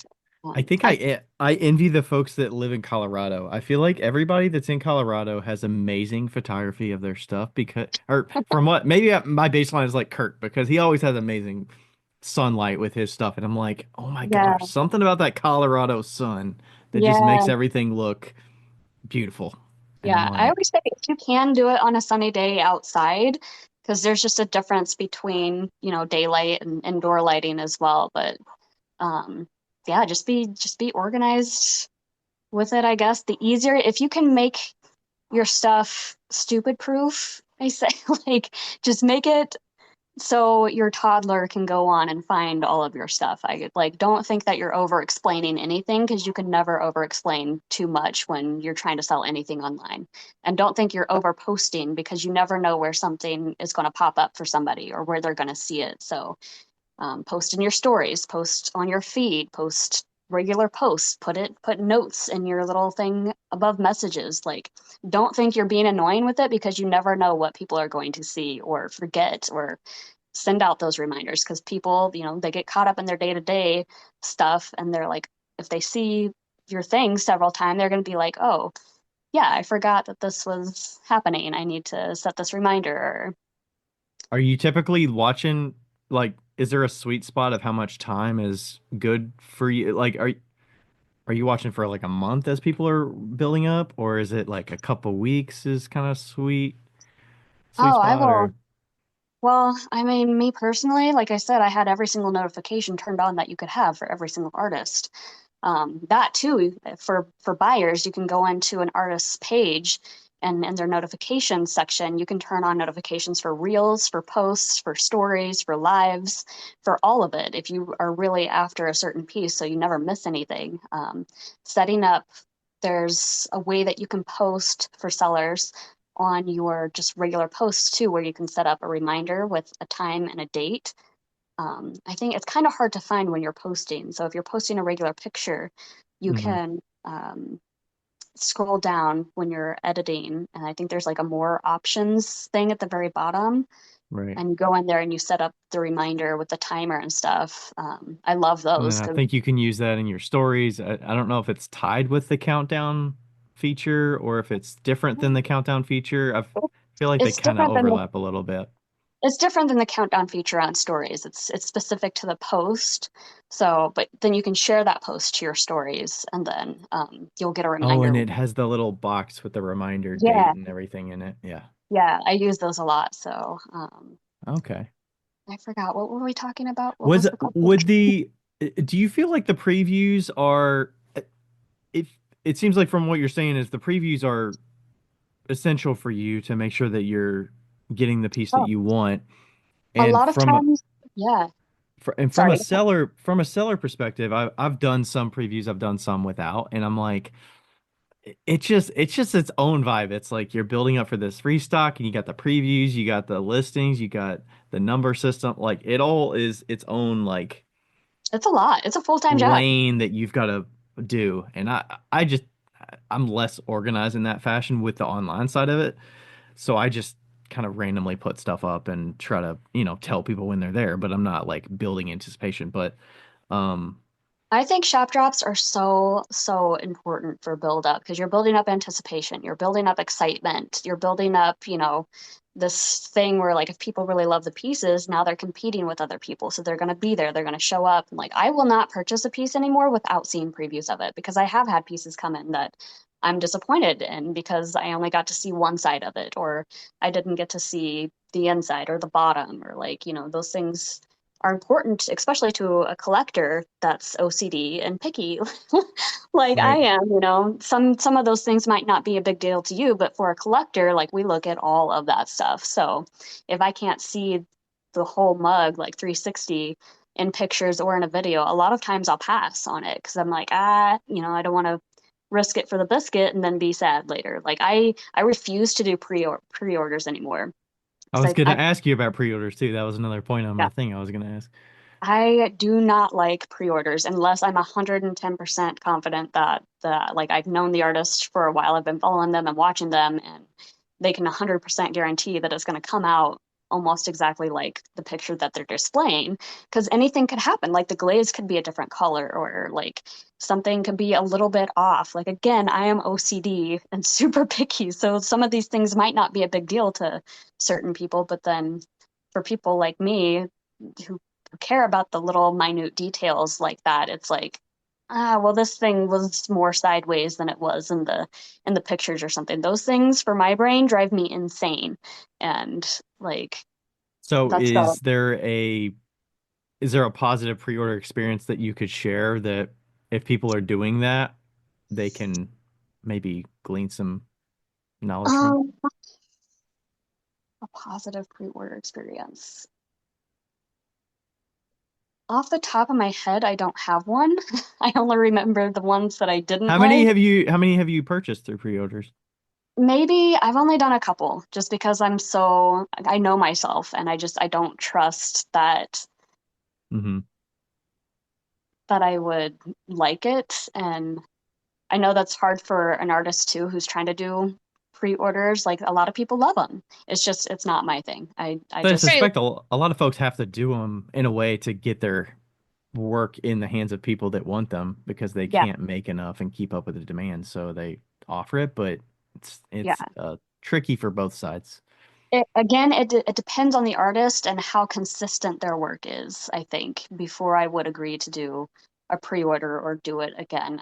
I kind of swore them off after a couple really bad experiences where the piece, I think I had some, when I first started collecting, I had some pieces that maybe were like AI created. And then I get the piece and it doesn't look anything like the picture or What? yeah. And I'm like, Sounds like this false advertisement to me. yeah, this sucks. So, usually now, if I find something on Etsy, I won't purchase anymore unless they have an Instagram account and like show them making the pieces. Um, Whoa. yeah, so you can get screwed occasionally, but Huh. um, I'm very big on like how glazes look and stuff. So, and we all know that it's up to the kiln gods how that comes out. So, um, yeah, I'd it just imagine it's very I mean, just doing it a couple times, like it's very stressful on the artist to do the pre-order because yeah, you can't expect that every buyer is going to be very flexible and so and they're not going to be super specific and you run that risk of like are they going to notice this thing, like I noticed this thing but are they going to notice, and then it turns out that like the likelihood of them noticing and saying something is like kind of likely, yeah. so Oh yeah, so I've heard stories like I've seen people post like reviews that they got on Etsy and stuff where the mug wouldn't come out exactly like the picture and the people were pissed because they didn't read the whole listing that it was a pre-order as well. And they're like, "Oh, I thought I was getting this specific mug and didn't read the whole thing." So they're like upset that they didn't get the exact one that they saw in the pictures. Um and I've again, done a I've done a preview and I hated it. As a maker, I was not a fan. yeah. you Um, mean a pre-order? You said a preview. Do you mean that's a what I pre-order? pre-order. I've done a pre-order for Domino's and it was awful because it didn't turn out the way I wanted it to turn out. And like one person who is my friend, thank God, messaged me and was like, they came, some of them were chipped. I wasn't super happy with them, blah blah blah. And I was like, bro, same. I wasn't either. And and I ended up just making her two cups instead. Um, and so, it worked out, but it was awful. It was awful. Yeah.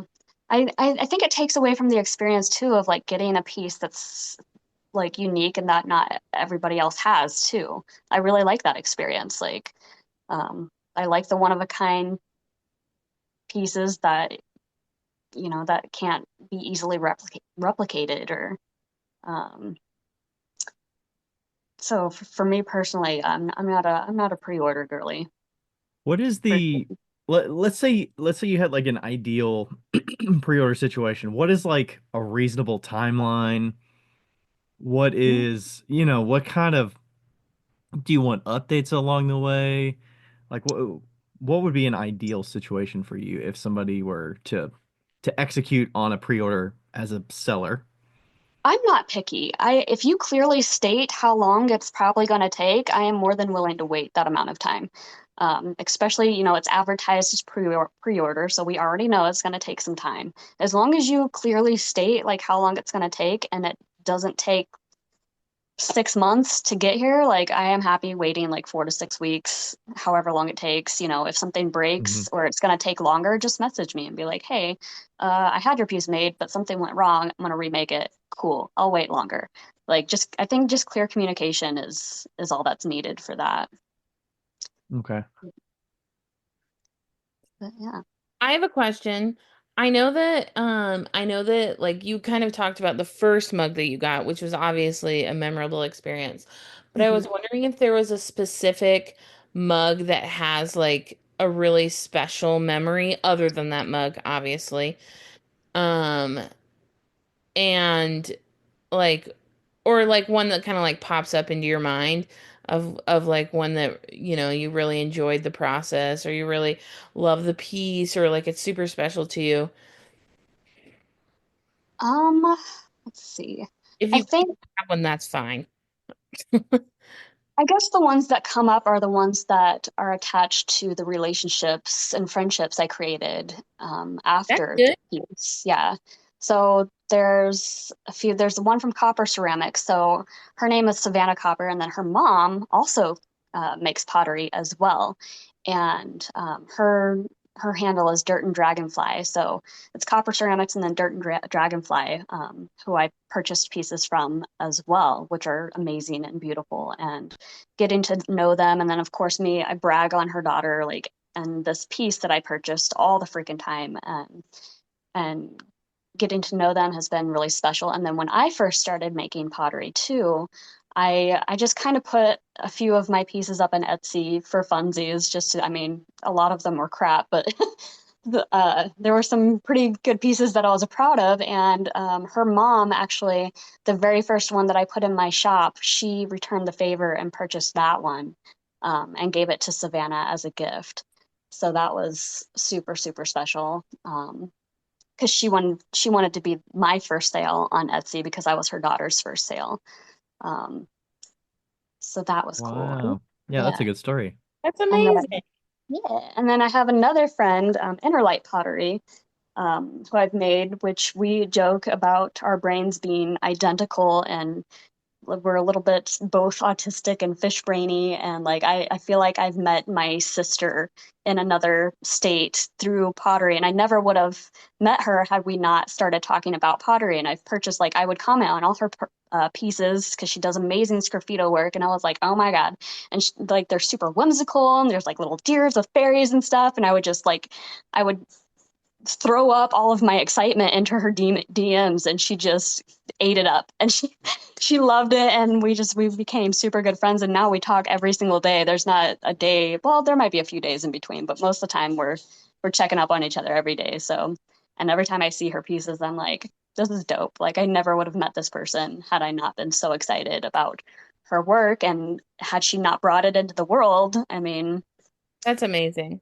yeah, it was super cool. So those pieces really stick out for me, and have a lot of sentimental value. But as far as like, No, those that was good. Those were good examples. That's what I was talking about. That's good. okay, Yeah. I think that that also tells people to, hey, make connections with the buyers because obviously they're spending money with you for a reason. You know, if you Well, can. I would say take that with a grain of salt because there are some that can be overly um, needy in your DMs, or like they'll try to make connections to also kind of get special treatment as well, which has happened with my friend. She's told me horror stories of that too, where like they get on this level where like they're kind of friends now, and now they expect like discounts, or they expect, to be treated differently Mm, because you guys have been talking and now you're friends, and like, yeah. which Yeah. Interlife's tried to give me discounts on her stuff, and I'm like, no, I'm your friend. I should be the first one paying full price for your stuff because I want to support you. Like, I'm not here for your discounts. Take those and shove them up your butt. Give me your stuff at full price. Like, I'm Yeah. here to support Totally you, girl. support that too. Love Yes. it. So, um, yeah. So with a lot of the pieces that have taken a lot of effort and time to acquire, do you feel differently about those versus a piece that maybe has been in stock on somebody's shop and you're just like, I just found you, but is that Mm, that chase, does that hold different value for you in the piece versus a piece that you can just buy any day of the week when you find them and you build a connection with that piece that they have? Not not at all, not in the long run. I mean, it's exciting to be the first one in the shop drop that everybody's after the same piece for. It's fun in the moment, but after, a lot of the pieces that I'm actually keeping are not pieces that I bought in shop drops. Um, a lot of them are just like how they made me feel personally, or what they remind me of, or um, just whatever emotional connection I have to them. It's not necessarily whether or not like, oh, I was the first one to get this and now it's my trophy forever kind of thing. Mhm. A lot of the pieces that I am actually keeping were like from the smaller businesses who didn't have a lot of followers, or only had one piece in their shop, or like, um, which I hadn't planned. It's just turning out to be that way more so than the more expensive, elaborate pieces that I own. Um, and yeah, While you mentioned folks that don't have a bigger following and maybe could use some additional attention, do we want to yeah. do our maker of the moment? Yes. Do we want to do all of them? Yeah, so I was willing to sacrifice my maker for today for Layla because she has multiple. I don't know about Uh, Becca. Becca, did you have one on deck or did you want No, to? I want Layla to do all of them because I feel like yeah, she should. That's why. All right, so Guys, Layla's got three. Do you wanna just go down and share if you want to share the Instagram, we'll look it up. And then yes. if you want to Okay. kind of talk about their work a little bit of how you would kind of describe it. Yeah. So I think we'll start with Ryoko Rio. I'm not sure where they are exactly in the world, but I think it's a highly underrated artist on Instagram. I'm not sure if It's they're well known. Ryoko Ceramics, so Ryoko Ryo Ceramics. Ryoko Rio, I think it is. Is it Oh, right. Ryoko The Ceramics? one you sent me was Ryoko Ceramics. Okay, that might his name's Ryoko Rio, Ryoko but Rio, yes, yes. okay. Um, Whoa. but if you like This is cats, insane. This is insane. yeah, he is a cat creator and makes these amazing, beautiful cat mugs that are so unique and different. And he mostly does sculptures, but his mugs are super sick too. Wow. Highly underrated. Only has a couple thousand followers, and I'm like, how? How do more people not know about you? Um, Oh The, my the God. craftsmanship is amazing. Oh my right? gosh. These are insane. Yeah, guys, fangirl, go off. He's just Wow. stunning, stunning work. So definitely check out that artist. And I love that you're doing this because the Ooh. whole point behind my page too, the Mug Maiden, when I did start collecting, like, was to show off these pieces in hopes that more people would follow those artists and give them more followers too. Because I get so excited and I'm passionate about their pieces, and I want I want them to be successful, and like I want to shout it to the world, especially artists that are underrated, like that might be having a hard time selling their pieces that should have no trouble at all just because they don't have the exposure. Um, Yeah. and you guys don't realize how important sharing artists' work is, like how huge of an impact that makes. And like, it's one thing to just share something from their page. And like, sure, you can just share it to your stories without saying anything, which I still do a lot of the time too. But um, to like really boast and be like, oh my God, you guys need to go check out this artist. Cause sometimes I was doing that in the past too. I'd be like artist of the day and I'd like boast about them, like hype them up. If you're going to share something from their page, hype that artist up and bring a call to action, be like, go check this artist out. And it makes it more exciting and people want to go view it more than just, posting it to your page without saying anything. So, um, Right. Yo, yo, yiggity, yo. Speedball Ceramics is taking NCECA 2025 by storm with brand new colors and must-have studio essentials. Introducing Pink and Purple Boss Base. Perfect for a pop of color in your toolkit. And they are not stopping there. Get ready for 6 all-new mid-fire glazes designed to take your surfaces to the next level. And because we know color is what you like from Speedball, their signature bats now come in pink, that's our color, purple, and teal. Fun, fresh, and ready for your studio. Stop by the Speedball booth number 403 at NCECA 2025 to see it all in action. Speedball Ceramics, more color, more creativity. See you at NCECA 2025. Remember to visit speedballart.com for all your latest updates and tools. SPEEDBALL, Speedball. And now back to the episode. Yeah, I that's like what the I, simplicity of just the photo to let the photo speak for itself. But if you're willing to actually put some words behind it, because yeah, a lot of folks just share stuff and it's like infographics that have the same words, and it's like, can you yeah, come up with something unique to add to the conversation or add your own yeah.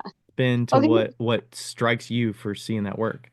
You think like your people are scrolling through a bunch of stories, and when they see like a cool piece, they're like, "Oh, that's cool," and they might just like skip on to the next one without going to that artist's page. But if you're like, "Oh my God, this piece is dope," you have to check out all their work. It brings a call to action to their page instead of just sharing a cool piece that you think is cool that people will like swipe on. So, I love call to action posts for sharing artists' work. Um, So the gallery that Ryoko is featured in now is in Long Island, New York. So I don't know if that's where he's physically located or if that's just where the exhibition is going on. But But he was an artist too that I reached out to by message and asked him for some of his pieces. And like a lot of these artists are freaking amazing. They'll send me a whole gallery of their entire collection. They're like, sure, pick whatever you want. And I'm like, oh my God, this is my dream. Like, this is amazing. Thank you so much. And which I don't do that unless I'm 100% going to purchase a piece from that artist because that's a lot for them to do to show you their whole gallery for you to not purchase anything. So I don't suggest that unless you are absolutely 100% willing to purchase one of the pieces and you know for sure that it's something that you want because for them to go out of their way to do all of that for you, it takes a lot of right. time. Like Right. it's a It's lot. So kind of like those customers at shows where they're like, "Can I see like do you have other mugs that are not out? Like, can I see yeah, those?" And you're yeah. picking through it's like, "Man, I'm spending a lot of effort to do this." And then Yeah, it's a lot of time. It takes a lot of time and effort. And then like at the end of that to not have sold a piece, you're like, dang, that was a lot of work for nothing. So right. that's like um but All yeah. right. So we got the first one. What's your second one? Let's go with Northern Ghost. Um again, Mm, another this is a Sgraffito artist. Very cool, very vibrant, beautiful, colorful pieces. Think flowers and animal skeletons and spookiness and just Hmm. super, super cool creative pieces. Northern Yeah, Ghost like dot those. Studios. Yeah. I'm a, Leo, 22 yeah, years old. Wow. wow. Hmm. I'm a huge fan of when people take 3D objects and put 2D paintings types stuff on them. Like Yeah. like you have to hold the mug one way in order to see the picture. Like Yeah, that's cool. Love that. but all of her pieces are super, super pretty. Wow. These are amazing. All right. So, I love how weird they are. I love the handles too. The handles are so nice. Like when you're holding it, because I had several pieces from that artist. I actually kept one of theirs is one that I'm keeping. And the handle is like a two finger handle, but the mug is so lightweight and just well made. It's such a nice experience as well. all For sure. right. So that's number two. And Becca, you got that on the Morgan, with I'm that trying to find chair. a really good picture. Okay. Oh, okay. All right. And then do you want to share what your third one is? Yes, this artist is also a sgraffito artist and does impeccable, amazing work. It's Merritt Metzger. Uh, Yeah. Merritt you want to, Metzger on Instagram. yeah, you want to talk about some elaborate, intricate, detailed pieces. It's like a whole canvas brought to life on her mugs. It's insane. Um, and the color choices and just like every inch of her mug is detailed to the T when you're getting a piece from her. It's definitely memorable. I actually had one in the giveaway that I had put in that I was thinking about pulling back out, which I freaking should have because it was so pretty and it got drawn and it was ended up being somebody's mug and I was like I was kicking myself so hard for putting it in, but I was like, look, you need a house more than you need mugs. Let go, let it Which go. one was it? Which one was it? It was this beautiful, if you go on my page and scroll down, it's a beautiful yellow daffodil piece. Okay, I know what it is. So, yeah, for everybody that doesn't know, Merritt Mesker was my studio mate, and we worked together at Gravesco. And when Layla was like, "Oh, Merritt's on my like list," I was like, "Merritt's the fucking best!" She is Like, so good. yeah, Yeah, she it's this is daffodil one. and I told Layla this. In my opinion, Merritt Metzger will be one of the best potters coming up as she ages. Oh, And, 100%. yep. 100%. And yeah, we did not we did not fix this because we know Merritt. It's just like that just happened. I was like, Layla needs to call out Merritt here because, you can't take it for granted when you're actually close to somebody physically and you can see their work and you know them enough to be like, oh yeah, I know your stuff, but you don't really realize in the scope of all the artwork out there of like Yeah. how unique it is. Yeah. There's another one I had, but you wanted to save that one for later too, that you know, or you have work from. Yeah. But I could name 1,000 of them though. I mean, that was just scrolling through my feed. That wasn't even like digging because I know so many that need more attention that I'm like, what is happening? And Becca brought up a good point earlier too. She said a lot of these potters don't really care for that amount of attention. Like they just do it because they love to do it. And I'm like, I'm so business minded that I'm like, no, you need all of the followers and you need all of the business. Like, Hmm. let's turn your hobby into something that you hate. Like, Yeah. yeah. Right. So Spend all the time marketing it because, yeah. you got to share the intricacies of the work that you're doing because otherwise, how do make a business of it if that's what you're trying to do? Yeah, but some Yeah, people I are out think here if just if living life anything, and doing it because they love it. it's also teaching people like you don't have to have a massive following to gain attention of an audience. Like you Yeah. can like there's people Yeah, out there for everybody's work, I think. Oh I yeah. agree. Especially like if you have collectors like me, there was one girl that I remember who had just started on Etsy, and me and another collector were like the only two on her page that had like discovered her. And it was just me and her fighting over all of her pieces. And we would consult each other. She'd be like, okay, I'm going for this one. Are you going for this one too? And I'd be like, no, girl, you can have that one. I'll go for this one.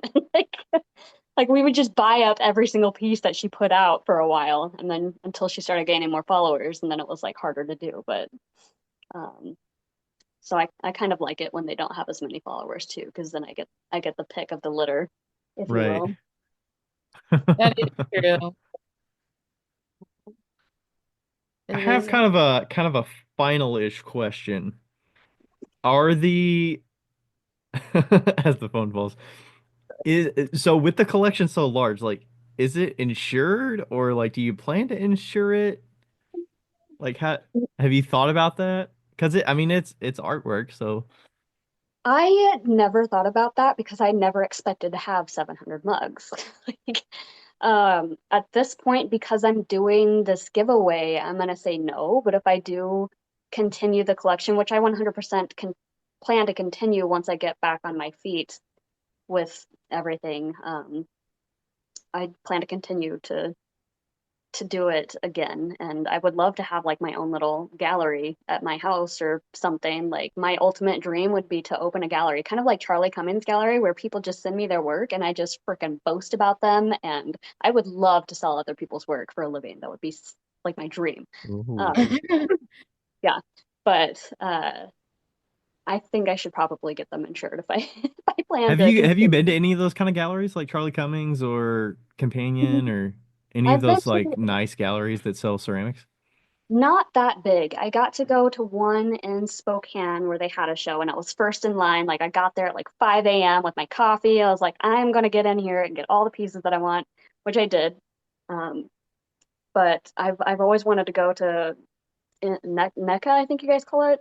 In Sika. Um, And Sika. in Tika. Okay, that's what it is, which I'm still new to. And I didn't even know those things existed until other collectors, like who were way more knowledgeable about pottery than I was. Like, because I'm just like, oh, pretty cute. And like, they're like, oh, actually, it was made this way. And they could tell you exactly what date it was made. And I'm like, you guys, there's people crazier than me out there, for sure. But they would tell me about these things like that. So I've only just learned about them like within the last year. And I just learned about ClayCon West this year because Tilted Kiln won and they're like, oh, you should come to ClayCon. And I was like, you know what? Next year I will. You might see me, and I'm thinking about getting dressed up, wearing my little hat that you see in my picture with the mushrooms and the ears. So maybe Mm. people will recognize the Mug Maiden picture and like Do you know I who's think gonna be there next year? You're gonna freak out when you hear who's gonna be there next year. stop. Who? You want to guess? Guess. You think she's gonna guess? No, I don't There's guess. there's so many artists I There's love. three there's three artists that are you talking about the featured artist, Becca? Yeah, so there's one of them you won't know. They're from Korea. But one is Kate Schroeder. Schrader? I think it's Schrader. It's Schroeder. Stop. It's Oeder. I It's know, got but she's said Kate Schrader, I think. you know what? Whatever, it doesn't matter. Wait, I know her name, but what is her Insta? I know people by their Insta handles. Uh it's Kate Schroeder Ceramics, but she makes the mini malms, like the mid-century modern ones and the mugs that like you don't use at all. The ones that have like the test tiles on them and like the Oh, yes, I know exactly who you're talking about. Oh my God. Okay. then and then Tim Kowalczyk. Cardboard Tim. Stop. Cardboard Tim. He is so freaking sweet. I actually, one of his mugs was in my giveaway and he was like posting it on his stories. I think he did it several times and he is so, so cool and sweet. He's And great. that would be dope to me. Like, I think I would just be walking around starstruck, but I'd need everybody's Instagram handles like taped to their chest so I know who they are. Some people do put their Instagram handle on their name tag, Do but they? I Okay. used to do that at Ensika because nobody generally knew the name, so I just Yeah. put it on there instead of my city or whatever. I'm so fish brained. I could tell you every single name of every single artist of every single mug that I have by their Instagram handle, but God forbid I remember one of their actual names, like not happening. Yeah, I Uh, get that. and I think it's because they're like weird and unique and a little bit easier to remember. Like it's easier to remember Fish Tank than Rebecca, you know? Like um but I don't okay. I'm gonna say this. Ryan just sent me her thing and it's pronounced Schrader, but it's spelled Schroeder. And I'm not going to say anything about her name, but I will say something about Andrew Krieger's name, which is the same situation. It's Krueger, and he spells it and he pronounces it Krieger, and it's not phonetically correct. I would Okay, think Kruger, I know. right? Isn't And that what you were anyway, saying? Schroeder is the same thing. 'Schroeder, Schrader, Schroeder, Schrader, is the same thing. 'Schroeder, Schrader, Schroeder, Schrader, is the same thing. 'Schroeder, Schrader, Schroeder, Schrader, is the same thing. 'Schroeder, Schrader, Schroeder, Schrader, is the same thing. I I'm don't just get. going by the way that the person that actually owns the name pronounces it. That's what I'm going by. So I know. I respect that. I will call her her correct name, obviously. I just don't get it. Who's the guest from Korea that's coming? His name is let's see. I'm looking up Claycon West. I don't Uh know that it was actually shared on there, like I do in follow a ton of doc. artists from other countries as well, so I he might doesn't know. really make mugs, so I don't know Oh, oh, if, um He's more of a sculptor, I think. oh, okay. yeah, I don't think he didn't put it up. It Um yeah, I saw it on the photos that Patty shared from the each day, and I think there was a slide at the very end that had the three of them on it, but they weren't tagged or anything, so Hmm. I can't remember. You'll yeah, you'll see some advertising for it. but he does these little dog sculptures that have like little gold heads. They're weird. They're cool. And and is in he used to like he's a friend of one of the college professors. There's a ceramic school right across the street from Claycon West or from the Tilted Kiln, and Sean, the guy that runs that, it's one of his friends. So he's coming to the school also to do a demo at the school, like a workshop. And like they're friends, so they want him to come anyway, and he's also super knowledgeable because he's who he is, and you know, it's fun to get That's somebody really from a cool. different country. That's very cool. Is Tim going to be teaching any classes at? Do they teach classes at? Yeah, They it's do a a whole like they demo. do a main stage, so they pretty much have 3 hour time slots to work together. Usually they're all three on the stage at once, and they kind of bounce between one another as they're working on their stuff, and then people can ask them questions, and they can show.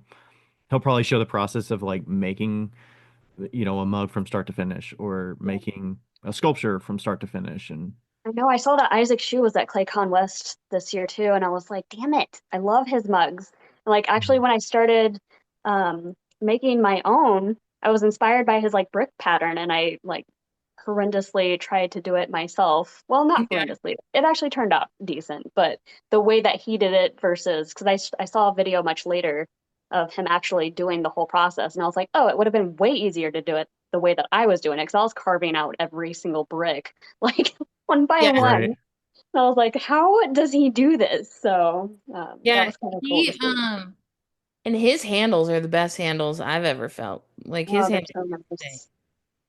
He actually messaged me about like how he felt about his mugs being given away, and I felt kind of bad because he was a little bit bummed out about it.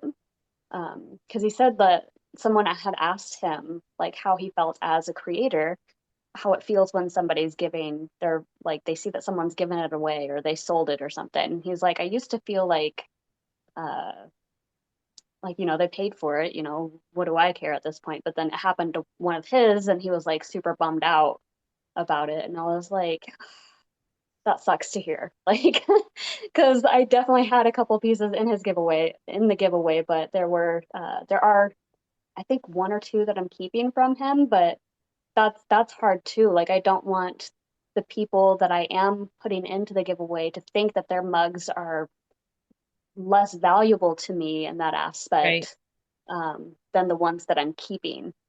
But like my whole thing is like I wasn't going to just give these mugs away for nothing. Like I've had people in my comments section, like or in my DMs asking about pieces, like asking me to sell them for cheaper or like they're like, I don't understand why you're selling it at, basically full price. And I'm like, well, they've never been used and they're works of art. Like they're not just mugs. Like, and I want them to go to homes where people appreciate them.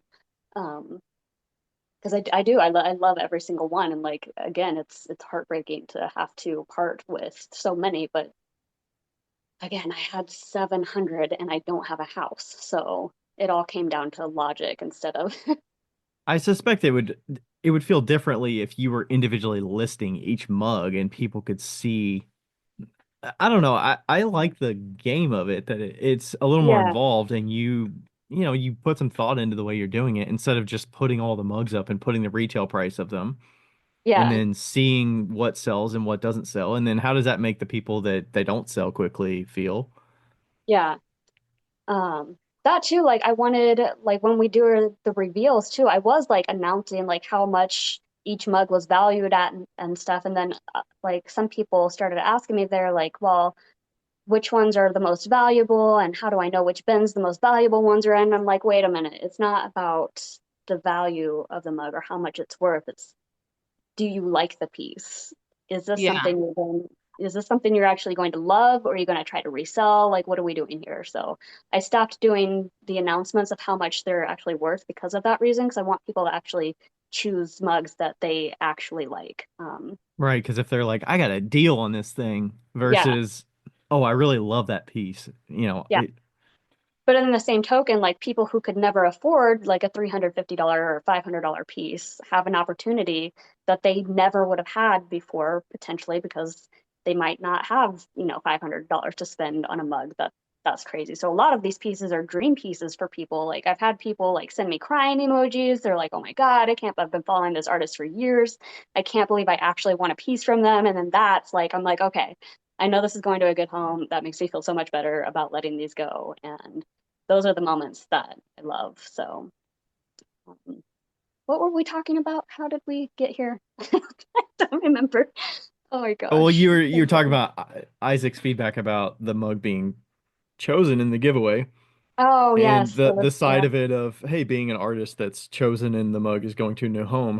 yeah, How did that make them feel? But yeah. I never want them to think that I'm just giving it away because I just don't like it anymore. That is not the case in this giveaway it's at not all. really Like, giving it away either. yeah, Like people are It's paying not. for it, and yeah, also they're fulfilling your dream of having land and a house and like a place to set roots and like all of this stuff that you want to yeah. do. Yeah, for sure. But I was like, yeah, I definitely don't want people to think that because that's not like, I don't think that it is not physically nauseating for me to tear myself away from every single piece that I've collected because I do remember the stories and I remember the drops and I remember, the artist and like watching them create it over several months and then grabbing the piece. And like, I try not to go back through my memories because I used to do reveals of every single mug too. So I'd put videos in my stories of me unwrapping every single piece, and people will get excited with me. And so I try not to watch those so I don't cry about pieces that are already gone. So I'm like, no. I think it would be, I don't know if this is how this would happen, but I wonder if you could have like an exhibition of some of your collection for folks to see, and maybe you curate a portion of your collection to make an exhibition to display them. Maybe people can't buy them if you're not ready to part with them, but have a way that you can get in communication with a popular gal, like a, I don't know if there's a popular like a companion or a Charlie Yeah. Cummings or whatever, and you say, I have an exhibition that I would like to do. I have a collection of work that I really love. Is there a way that we can showcase them so that they're not all in storage? And Do people do that? I I don't thought that know. that was just for I don't people know. to sell their mugs. It seems like a fun way to share your collection with people to, what you appreciate about it. Yeah, People show private collections all the time in I didn't know museums. that. I had no idea that was a thing. I thought like exhibitions were just for selling of the mugs. I didn't know you could just put them on display and be like, look at all the shit I got that you can't have. Like, Well, I mean, if you go to like an art gallery and you see their stuff, not everything is for sale necessarily. A lot of it, yeah. I mean, if it's a museum and stuff, it's just for display. But Hmm. there's a lot of exhibitions that, you know, artists supply or apply their work for exhibitions, but I don't see why a collector that wants to share what they've collected with folks that would appreciate it, why that wouldn't be intriguing to the gallery that's willing to do it, as well as, I mean, it might be interesting to figure out how that would work. Would they only do Yeah. it if they're willing to sell the pieces, or Yeah. I You'd don't know, probably have because every to do it in a museum. a museum. Yeah. Hmm. Or like a gallery for like a college gallery or something like that. Yeah. Something that doesn't focus on profit as much as education. Hmm. did you That would graduate be from a cool. college that has an art gallery? See, I would be really concerned though, like if something got broken or Yeah. like Hmm. if something happened to one of the pieces. Like it's one thing if I break Yeah. it, but if it's broken out of my Yeah. hands, I would be crushed. Hmm. Typically Uh, the galleries insure their exhibitions, I would I broke a suspect, piece but once. once? Just once? I worked at a gallery. It was a Oh no. very large piece. It still haunts me to this day. Oh gosh. It I've was a broken giant don't boat. tell her that. She's never going to do an exhibition now, Becca. No, but it was so big I couldn't even lift it, and I tried to lift it by myself, and then I broke it. I've broken two that that people had won in the giveaway just because I was in a hurry and clumsy and at the very beginning I had a piece that I had wrapped on the way to pick a box to put it in and it fell out of my arms. It was bubble wrapped and everything, but it hit a rock just right and then it got crushed, Oh which no. was so sad. And then recently I had another piece. Same thing, like I was wrapping it, the saran wrap got caught on something as I was wrapping it, and I wasn't paying attention, and that piece broke. And I was like, I have never broken pieces in my collection ever, Mm, but now, sure, once people win them, but I gave them right. the option to do another live draw with me. And then I just end up replacing those pieces with Hmm. different pieces. So the valuation of the giveaway isn't messed up as well, but that sucked. Yeah. Yeah, I Because would those, love to see if if there's like a ceramics professor that is like works for a college that has it in with their gallery at that college, and they're like, "Hey, I have this person that collects ceramics. We'd like to do a ceramics show." yeah, Obviously, it'd have to be physically located in a reasonable area, so you don't have to ship everything. yeah, But that would be cool. that would be interesting. Yeah, Hey, we could ask the Tilted Kiln. They're only 6 hours from me, I think.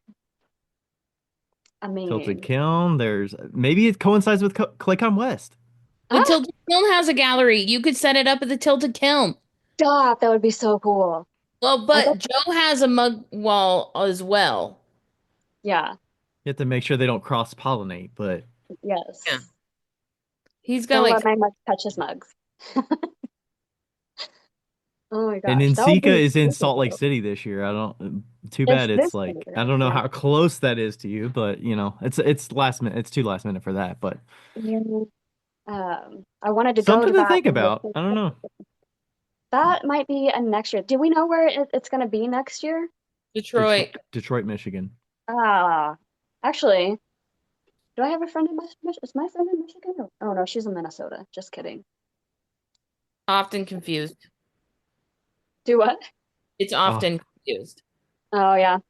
Well, shoot, I should have gone this year, but I'm doing the Emerald City Comic Con in Seattle on the same weekend, I think. So Fun. I'm taking all my stickers up there for my sticker business, and it's one of my biggest shows of the year, so I can't miss it, unfortunately. Um, and the amount of money I know I would spend there is probably ungodly, which is not where I need to be right now. Facts.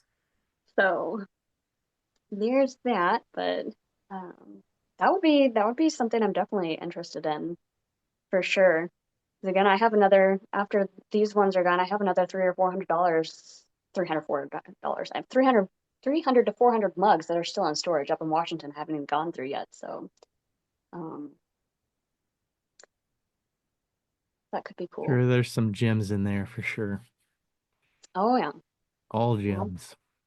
oh yes. I have a Hetty Yang piece in this giveaway that still hasn't been given away. I have a hand stuffed studio piece. I have some pretty elaborate pieces that are still in there. Plus the $1,500 Solstice ceramic piece is in this giveaway right now too. So Holy shit.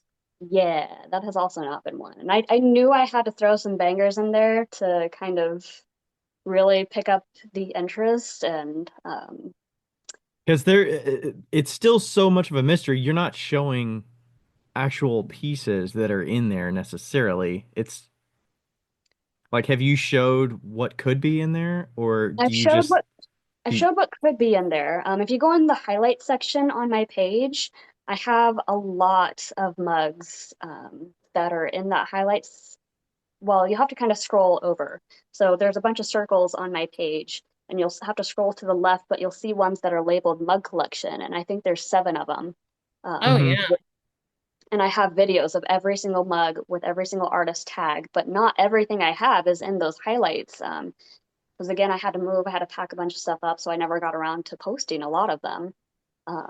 But during Right. the reveals, when people pay that extra $20 to reveal the mugs, then you get a sneak peek of everything that's kind of in there, or more pieces that are in there that you might not have seen before. So that's why I say, like, because some people will be like, oh, so how it works is if you pay $20 to do a mug reveal, to reveal all three mugs, the next person in line behind you on that same line has the choice. They can either keep both of those mugs for their reveal, put one back, and then draw two new ones, um, or put them both back and draw all three new ones. Whatever they want to do, they have that choice. But once they forfeit those mugs and put those back, those are now not going back in the bins for 24 hours. Nobody else in the live can choose those mugs because they've been seen. And 9 times out of 10, once they've been seen, people are contacting me willing to pay full price for those mugs.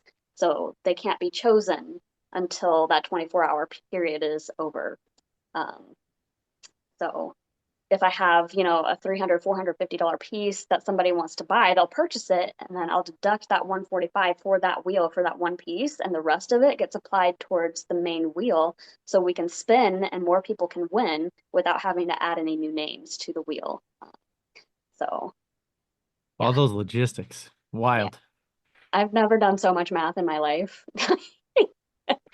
It is a lot. It's a freaking full-time job. It is so Yeah. much I mean, work. I see you sharing like added a new person to the slice, and then you're like, all right, time for the next draw. We're gonna do the draw at this time, and you're doing live videos for all of them and posting I'm about it. And I'm very dedicated to making sure that like all of the artists get tagged, and I make sure I'm really behind right now on posting the ones that have been won, because I don't actually tag them until I've done like a cool video like showing it in the light and everything, and then they get posted to my feed with like a nicer video than just like here it is pulled out of the box. So right. I'll only tag them once I've created that video, because that's a lot of work in itself too. But I have like 50 right now just hanging out in my gallery that I haven't posted from previous wins yet, that I'm like slowly getting through, because it's been nonstop since I started.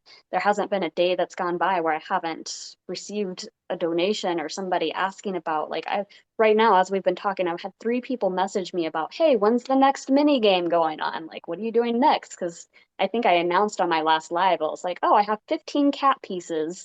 I'm going to do one called Cat Scratch Fever. So now we're doing a scratch off where every single mug in this game is cat themed. And like people are like, oh my God, yes, do that. It's Whoa. amazing. So, which, Ryan's and gonna do that. do what? She said Ryan's gonna Ryan's gonna do do that. that. Yeah.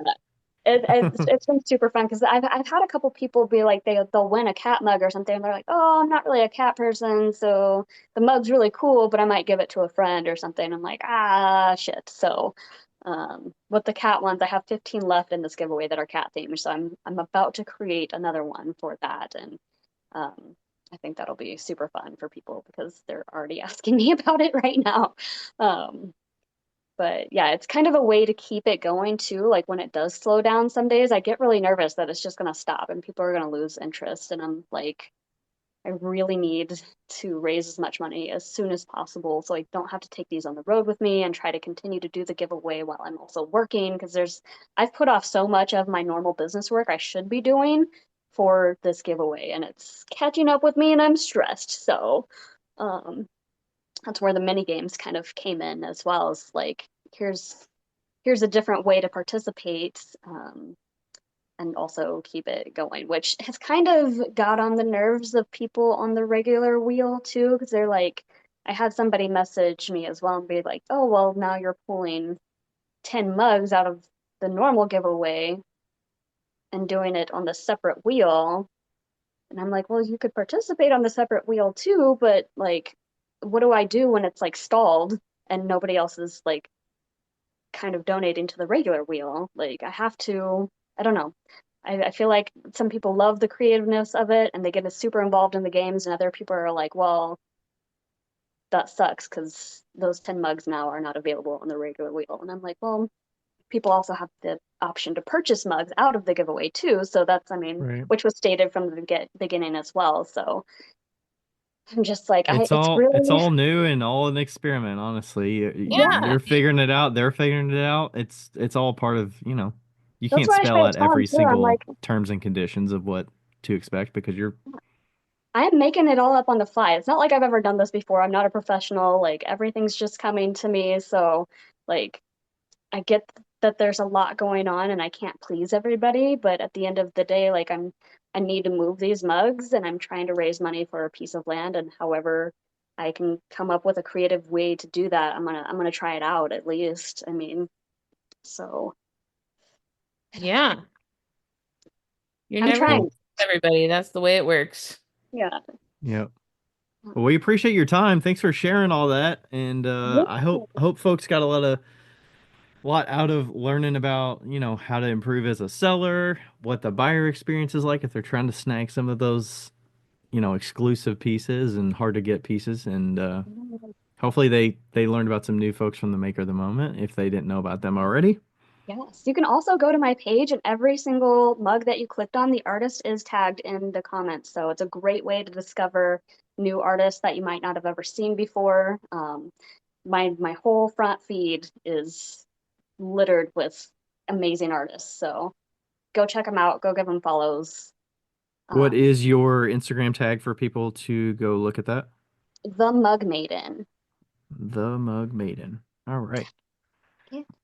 And I'll post a link occasionally too. You'll see because this is what I used to do before um, the giveaway stuff that I'm doing now. I had a link in my bio with a curated list from Etsy. So I created a whole list on Etsy where I've gone through a bunch of people's shops and picked my favorites out of their shops. And you can go through and you can shop that list too. Like these are pieces that I personally probably would have had in my collection had I not been broke at the moment. Um, that you can go and shop through too and discover new artists that way. So Yeah. yeah, super Cool. fun. But I'm looking through all these mugs right now, and there's a lot. There's a lot. there's an There. aggressive amount, yes. Yep. Definitely a lot. Thank you so much for coming on. This has been so fun and insightful. Yeah, it's been fun for me. Thanks for letting me gab about my favorite thing in the world. I appreciate you guys. So, You're You're welcome. welcome. You're uh, welcome. All I'm right. making. Thanks everybody. Thanks everybody for listening, and we'll catch you all next time. Bye. Bye. bye. Becca, I think you're gonna have to stop it, I, maybe, or I, Layla might need to stop it. Let no, me I'll see. stop it. I'll stop it. Hey, everybody. Thanks for listening to another episode of Wheel Talk. This podcast is made possible through the contributions of all of our listeners who always ask us great questions, leave us reviews, and contact with us through social media. Thanks to all the fellow makers as well who take time to be interviewed and share about their lives and businesses. And thank you to Ashley from Boldover Ceramics and Lindy from Lindy Garner Ceramics for their assistance on the Whale Talk Podcast Instagram. You are invaluable. Thank you to everybody.